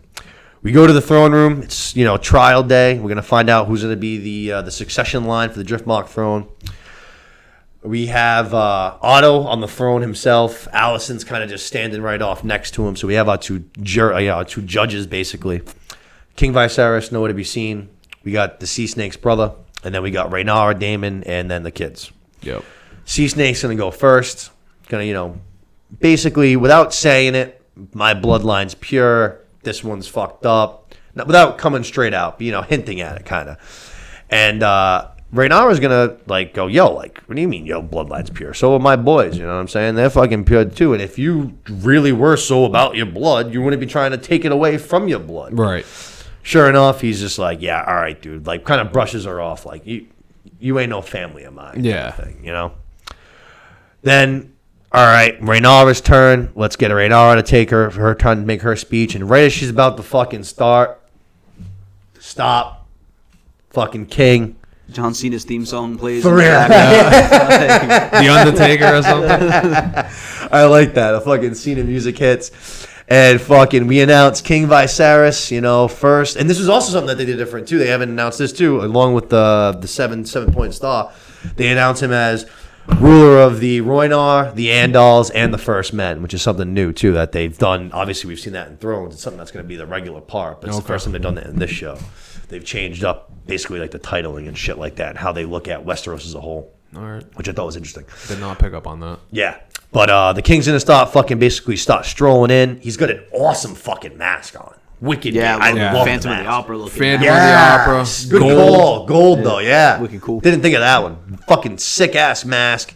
He's kind of just gimping along. He's making his way all the way to the throne. Allison and Otto both have a look like fuck off on their face. The way our Otto plan- gets up immediately from the throne, too, he's like, oh no, I shouldn't be sitting there. Dude, for real, yeah. He shot up. Just right away when fucking that concerned, too. Just fuck. Yeah. As Viserys starts making his way right to the fucking stairs, you can tell he's really struggling, breathing, having a hard time, gimping along. One of the king's guard goes to fucking help him to give him a hand, and he's just like, nah, fuck off. I can do it myself. And I was just like, happened. I love that. word. That was cool. Yeah, that was same. good. Yeah. That Setting was the good. tone for the, Yeah. It's his last stand. It is. Yeah. That was it. And then the next part is I found out today or yesterday, I can't remember, it was a total accident. Yeah, unscripted. Unscripted, yeah. Yeah, So the crown thing. the crown falls off, and Matt Hill took it upon himself to pick up the crown and help King Viserys to the throne. And it turns out that wasn't in the script, that it just accidentally fell off his head. And You Matt dropped this, Smith, King. Yeah. Dope. Yeah. I think that's awesome. That I they do did that. too. I like I that think they it's kept it awesome. in there. I was gonna say, I think it's awesome that just no one stopped. Yeah. That Matt Smith didn't just like laugh and make a joke, or King Viserys didn't laugh and make a joke Yeah. and pick up his crown, and that camera didn't stop rolling. That Yeah, no. everybody just stayed in character, and they just continued to roll with it. And then after looking at all these takes, which I'm sure they got the right one that they wanted, they were like, nah, like fuck those. This one, This is the one. Yeah. yeah. The That was a actors good make it scene. their own. Real Yeah. good scene. Yeah. And he remembers that it's his brother. You know what I mean? Like Yep. that's the reason why he's helping him too. So, Yep. Yeah. I like Yep. when Otto's kind of trying to help him too, when he says, or he's maybe not trying to help him, but he's walking down and he looks at him and he just Awesome says, line. I'll sit the throne today. I'll sit the throne today. Yeah, that was gangster. Yeah. Yes, yeah. I'll sit the throne today. And Otto's Get just the like, fuck yeah, off, yeah, asshole. yeah, Fuck off my chair. For real, yeah. This is my kingdom. It was awesome. You were saying, I don't know if you remember. I know you've seen the movie, but there, I swear to God, I don't know if they did this intentionally or if it was purely coincidence. But I shit you not, the way that Otto gets off that throne and like looks at the camera when the king's like coming in, he does the exact same thing on a hell throne in Little Nicky. He like gets up, he's like turned sideways, and he like looks at the camera as Little Nicky strolls in. It is, I swear, they are carbon copy images of each other. But like we said, King Viserys, he's gonna sit the throne today. He sits down and he's like, "Why the fuck are we here? Like this is a closed and this is an open and closed case. Like we already established this shit. You know what I'm saying?" Yep. He's like, the only person we shouldn't even be listening to. No offense to my daughter, but we shouldn't even be listening to her or this guy. We should only be listening to my cousin, the Princess Rhaenys. Cousin, you got anything to say? And she's just like, "Oh fuck yeah, I do. Hell yeah." And she, like a gangsta ass bitch, doesn't fucking take it upon herself to make her own decisions because she already voiced them to her husband because she had an opportunity to do so right here. She doesn't. She doubles down. She plays. She's a good wife, and she says, "My husband always wanted this to go to Laenor's eldest son. He never changed his mind. That's what I want too." Even though she had the conversation with Lord Corlys literally last week and said she wanted it to pass to Daemon's girls, and Lord Corlys said no. She could have changed this whole thing. She's staying by her She just fucking gets man. it though, and I Yeah. think she just gets it. Like the thing about the throne True. too, like she knows, Yep. like they're never gonna let a woman rule. So at the end of the day, like maybe this could, number one, I could help a woman who, Yep. I didn't have help when I was going for the throne. I can help a woman now attain the throne, and in return, like she's gonna, like you said, she's gonna help me out. Yep. Marry the sons and the daughters. So I don't understand how this woman could not possibly see some of herself in Rhaenyra. Between the names, the looks, I think the she fact does. that they're in the same position, She like, has you to. have to see. yeah, I think she has. You have to see a smaller you in there that you should want to help. You know what I'm I saying? agree. I I don't think- get it. Oh, I think she does. I think so, yeah, right. I don't get how you I think couldn't. that's Yeah, part. that's what I Yeah, should yeah, say. yeah. So, like, I think that's part of her making that decision. Like, I think their conversation, what was it, episode 2 or 1 or 2, I forget, where they're both looking over the courtyard. Yeah, yeah, and yeah. she's Like, kinda yeah, saying, very like, it's 2 or not gonna 3. matter. Like, Yep. I think now she realizes, like, oh, I can change things, whether it's for the good of Through me or yep, exactly. for real. So the king's like, all right, perfect. Like this is open and shut case. Like we said, it's gonna stay exactly the way that we've said. Lucerys, you'll get Driftmark when you come of age. And then Rhaenys also says, by the way, Rhaenyra offered me a marriage proposal yesterday for my 2 girls and her 2 boys. I accept. King's like, fuck yeah, hell yeah, more Yeah. fucking family marriage. Let's go, baby. This is perfect. Yeah. Sea Snake's brother is absolutely fucking disgusted. And now he's not going to be so gentle with his words. He's going to stop fucking saying what he really feels. He's like, this is some fucking bullshit. Those kids are no nephews of mine. Look at those 2 kids. Your daughter, those kids, no. Those are Lord Strong's kids. Calls her a fucking whore. Calls the kids bastards. Bastards! Yeah, the way he said it. Like, just screamed it. You know, actually, I forgot. I shouldn't have fucking just dove right into that. But as he's working his way into it, before he goes as far as he can without saying bastards or whores, and then it goes to Daemon just standing there Like the horniest kid in America, just like, say it. Fucking Yeah, say it. I waiting for fucking it. dare you to fucking say it. Please say it. Please say it. Please say it. And sure enough, what does he do? He calls them the bastards and the whores. King Viserys gets up, fucking pulls his old ass up, pulls his dagger out. I'll have your tongue.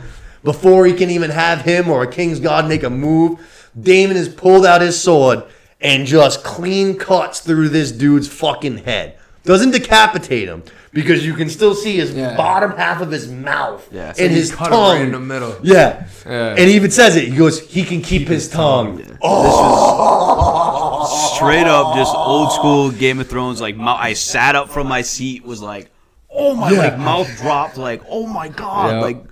like kind of laughing because I was like, wow, this is so fucked, but so badass. Like that was the first scene in the episode that I was just like shot up from my seat. I was like, oh my god. Now that was the one I was referring to. That was Yeah. my oh fuck moment. I Yeah. was like, oh shit. Especially when I said the way it looked, like you seen the clean cut. They mentioned how Valerian Steel cuts clean in the show. Yeah. It cut Yeah. fucking clean, Oh, you see him dude. get cleaned out later too. But head boy, head clean, cut right off.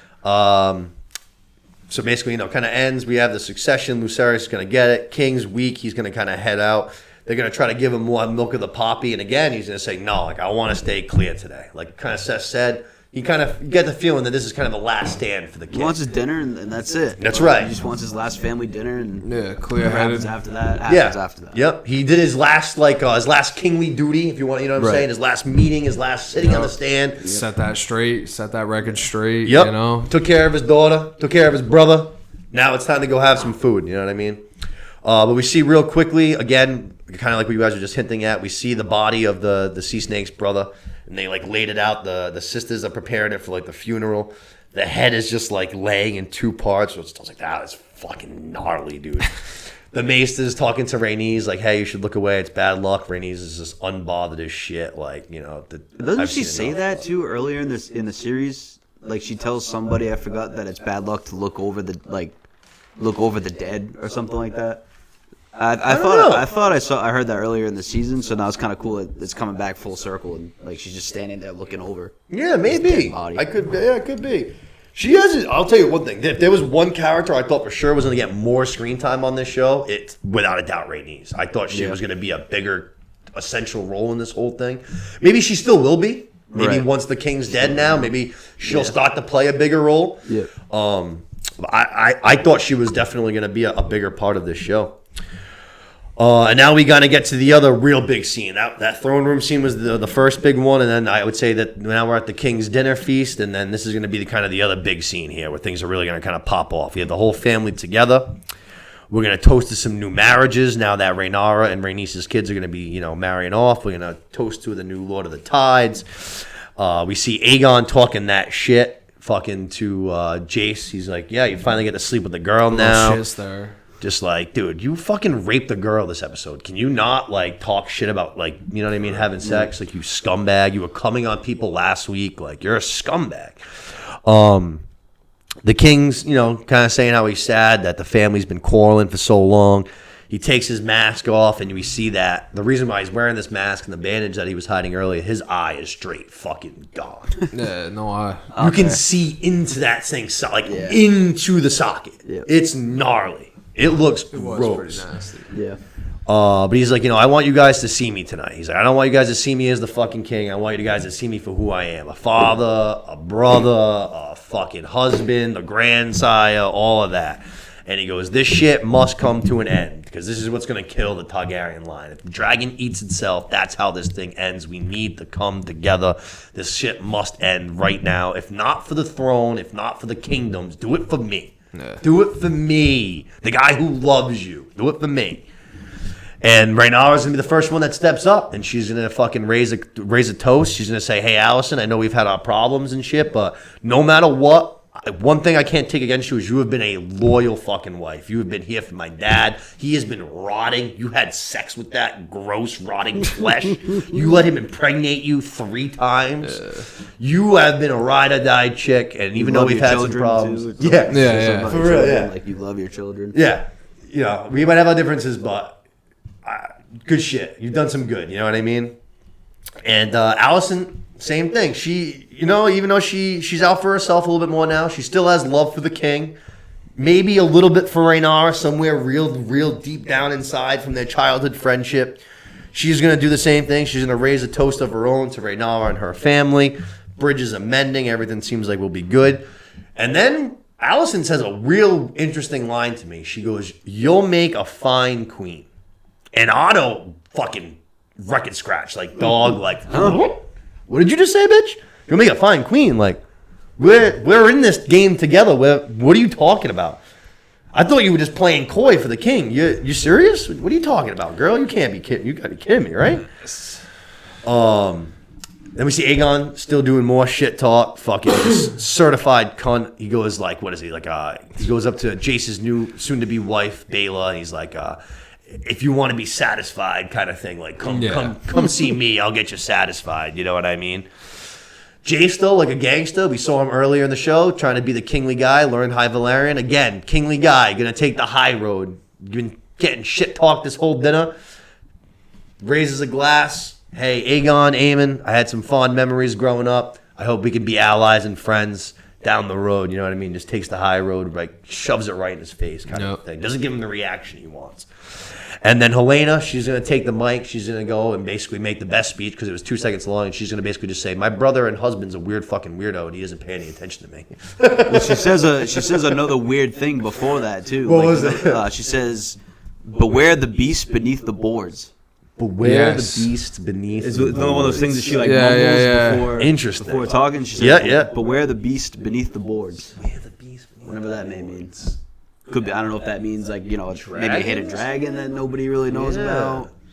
That's an interesting one. Yeah, it's another one that a little quirk. She's always so fucking weird, man.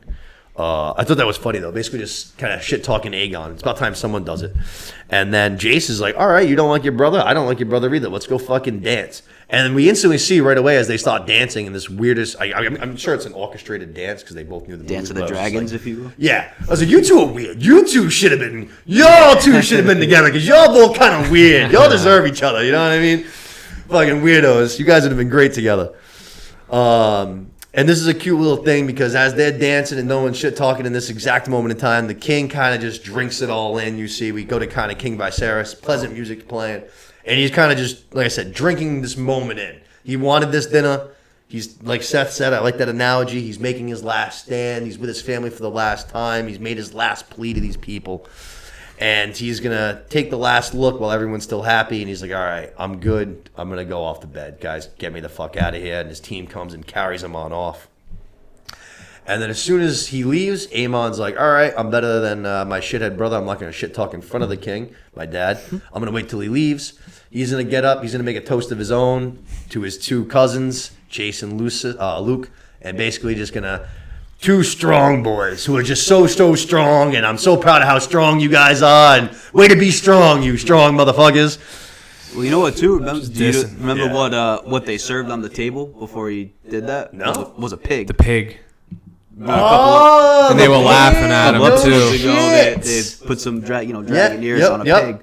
I thought that's why I got pissed too at first because they put a pig in front of him. Luke's like staring at the pig and him the whole He's time, laughing, and then he like cracks smirking, up, and then that's when he smacks the table and does his cheers. See, I missed that. That's a good catch. I thought there was like a little jerk. Like I get what you're saying. Like it wasn't just like his first instinct. Exactly, it was retaliation. So like when you were saying like what's the old Jace? Like I feel like he wanted to do something because he like got up and he got pissed and he went to go like grab him and then he just kind of pats him on the back and I thought that was because like the king's still here, so like, I'm gonna behave. So he even gives him like that old punch to the shoulder. So he's like, I feel like him saying that is like you were saying, it's him like throwing it back in his face, but he's like twisting the knife a little. Right. Then Helena talks some shit. Then he goes and takes Helena's hand and they start dancing. So I felt like the whole time Jace played it great. Yeah, I felt like the whole time there was like that little like they were going back and forth, like they knew what they were doing, twisting the knife with each other, and then like the pig thing, he gets pissed because he knows like they're laughing about the pig thing, huh?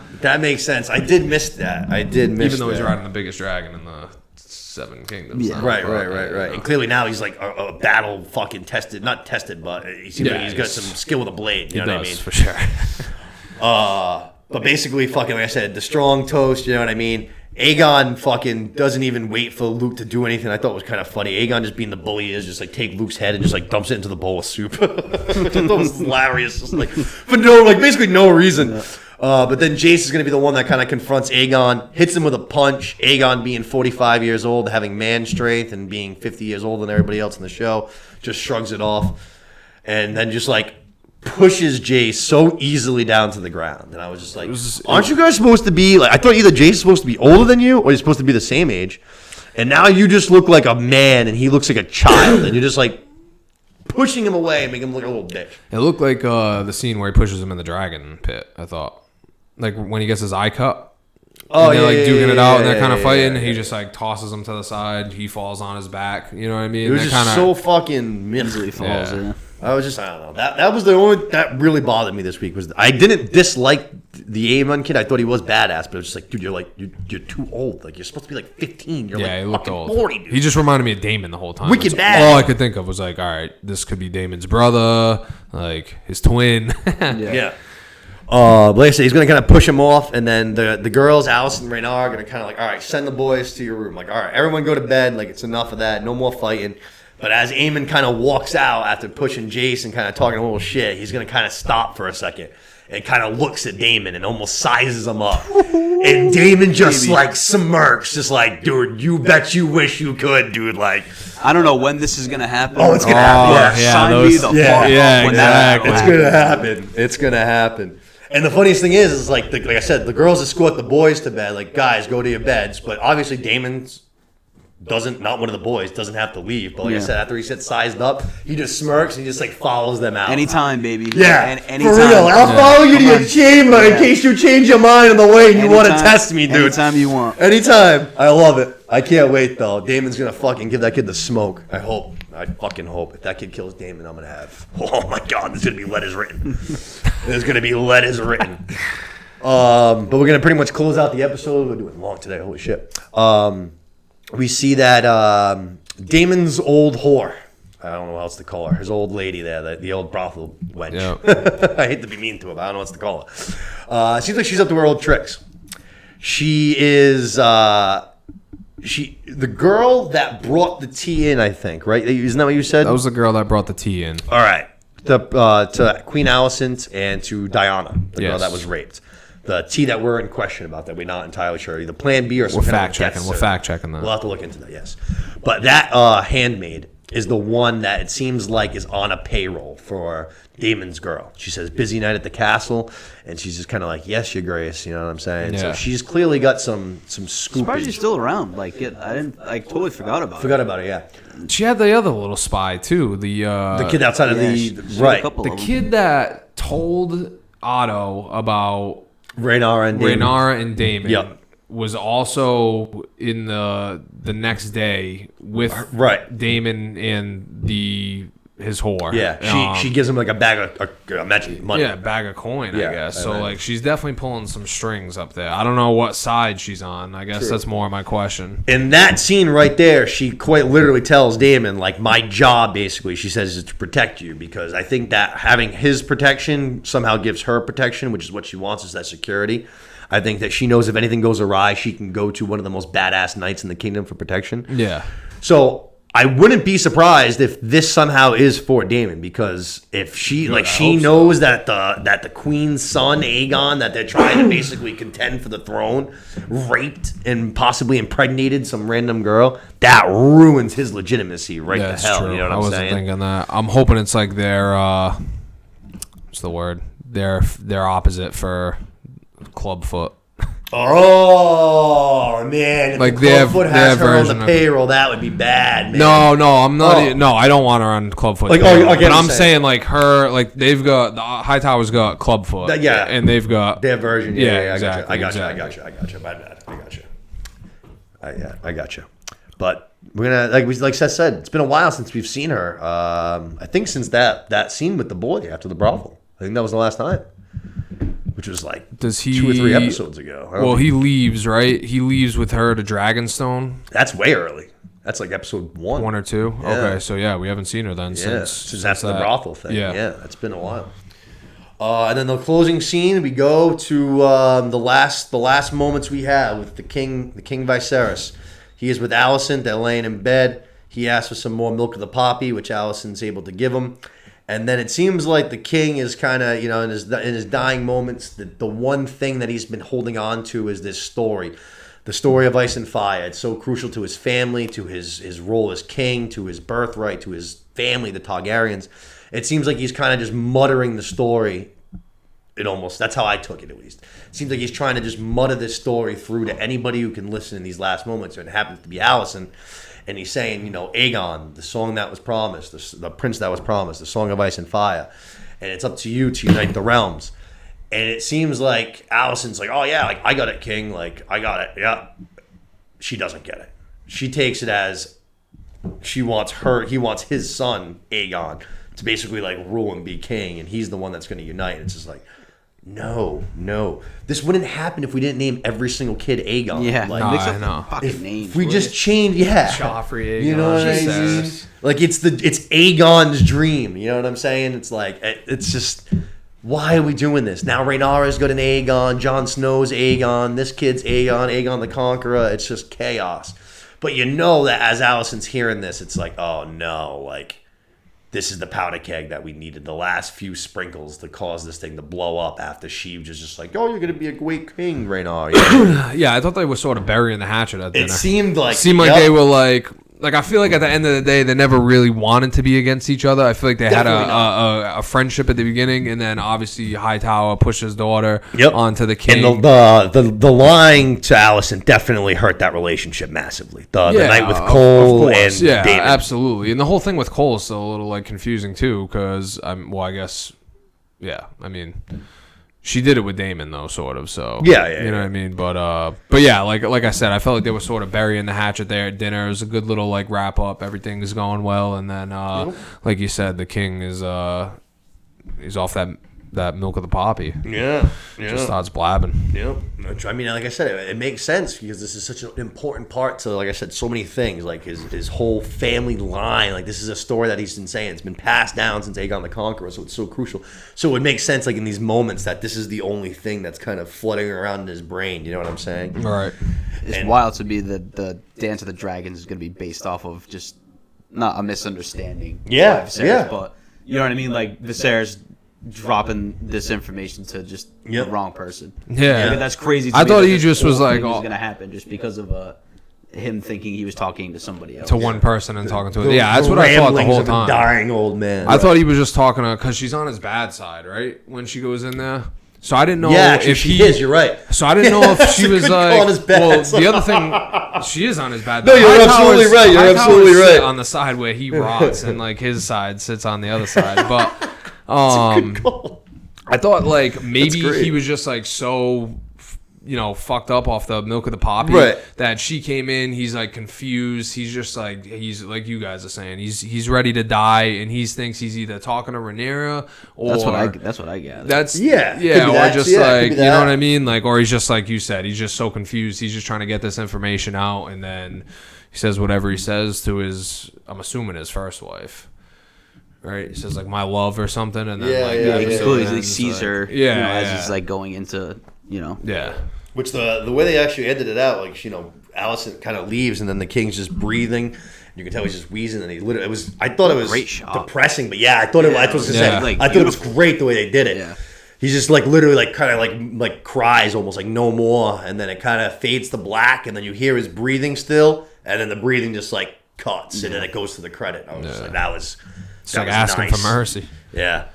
But like I said, not my favorite episode, my least favorite episode of the season. I just didn't think that much got pushed. I just felt like this could have been, I don't know. But I thought that was the biggest thing, though. Like, that is the biggest push to me of the whole thing. Was that, guess, like I said, we now know how the Dance of the Dragons is going to happen because it's this big...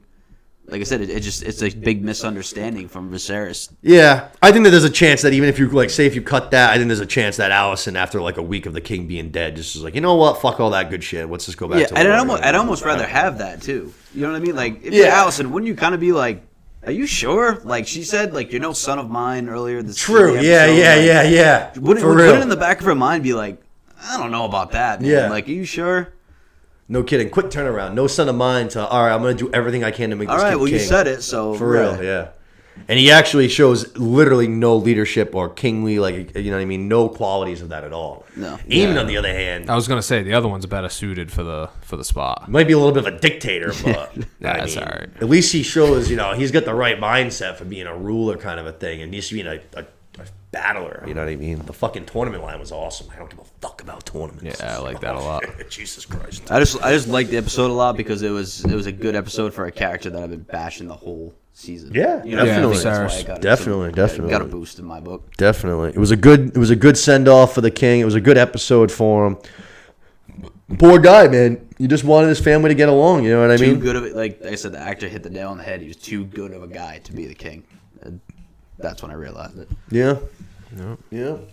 But 2 episodes left. We are heading into our penultimate episode, which, as we know, in Game of Thrones land, episode 9, that's when shit fucking Always hits the something. fan, man. Either someone massive dies or we get a massive battle. Episode 9, something crazy always goes down. So I'm looking forward to this weekend. Big weekend ahead. Yeah, big weekend. And we're going to be wrapping up fucking She-Hulk this weekend on Thursday. We're going to be wrapping up Rings of Power on Friday. So all these shows that we've been recapping are going to be finally coming to an end. You know what I mean? So That's it. like today we have, a 3-hour show. Show's going to look a lot different once all these shows end. We have a lot less to recap. You know what I mean? Baby. But I think that's going to wrap it up. Do we have any closing thoughts on episode 8 of Thrones? I think that was it. No? Yeah. Strong? I think it's going to be a very busy week with the other 2 shows wrapping up, and then, like you said, being the penultimate. Yep. There's Yeah. a lot of content in these it. episodes this week. Me and Seth have said it, man. As soon as She-Hulk got slightly good, we had so much more to talk about. It's just the last couple weeks we were in the blow by, and this week we finally had a banger. So, but it was a good time, good episode. Looking forward to finales. Looking forward to penultimate episode. Looking forward to getting in here and talking some Andor with you guys soon. We're gonna, like I said, be rotating that in once a couple of these shows end. That's gonna be wrapping it up for us here today. That was a long one for you guys. Hope you all enjoyed it. As always, share. Tell anybody about it that you think might like it. Share it on your pages. All we want to do is get more eyeballs on the show because that is the best way for this show to grow and get better. So please do that. Share, subscribe, leave a comment, leave a review. All of that engagement, all of that helps. It looks good. It helps us be able to try and sell the show at some point eventually. To Mr. Rogers, couldn't have done it without you again on the 1s and 2s. Great job, buddy. Thanks for Thank you having me. filling in. Yeah, no, of Working course, back man. there, baby. I appreciate all you guys for really helping out and doing more the last couple of weeks when Los has been out. It's been really, really helpful because I was worried about it. But to Mr. Ledoux, Stay out, Los. You good? Get out. Holding it down. Ledoux, thank you again for coming in, buddy. Great Appreciate time, you guys great having show. me on here. Appreciate it. Always a pleasure. Always enjoy talking with you guys. Smash that like button, hit subscribe. You already know what to do. That's right. We will have to have you in. We'll have to have you back in soon so that we can at least talk the end of the Rings of Power. You know what I mean? wrap up Rings of Power Definitely. and Game of Thrones. Definitely. House of Dragon. So. Yeah, we'll have to figure that out. But that's going to wrap it up for us here today. I hope you guys enjoyed the show. We'll talk to you soon. Happy watching. Good night.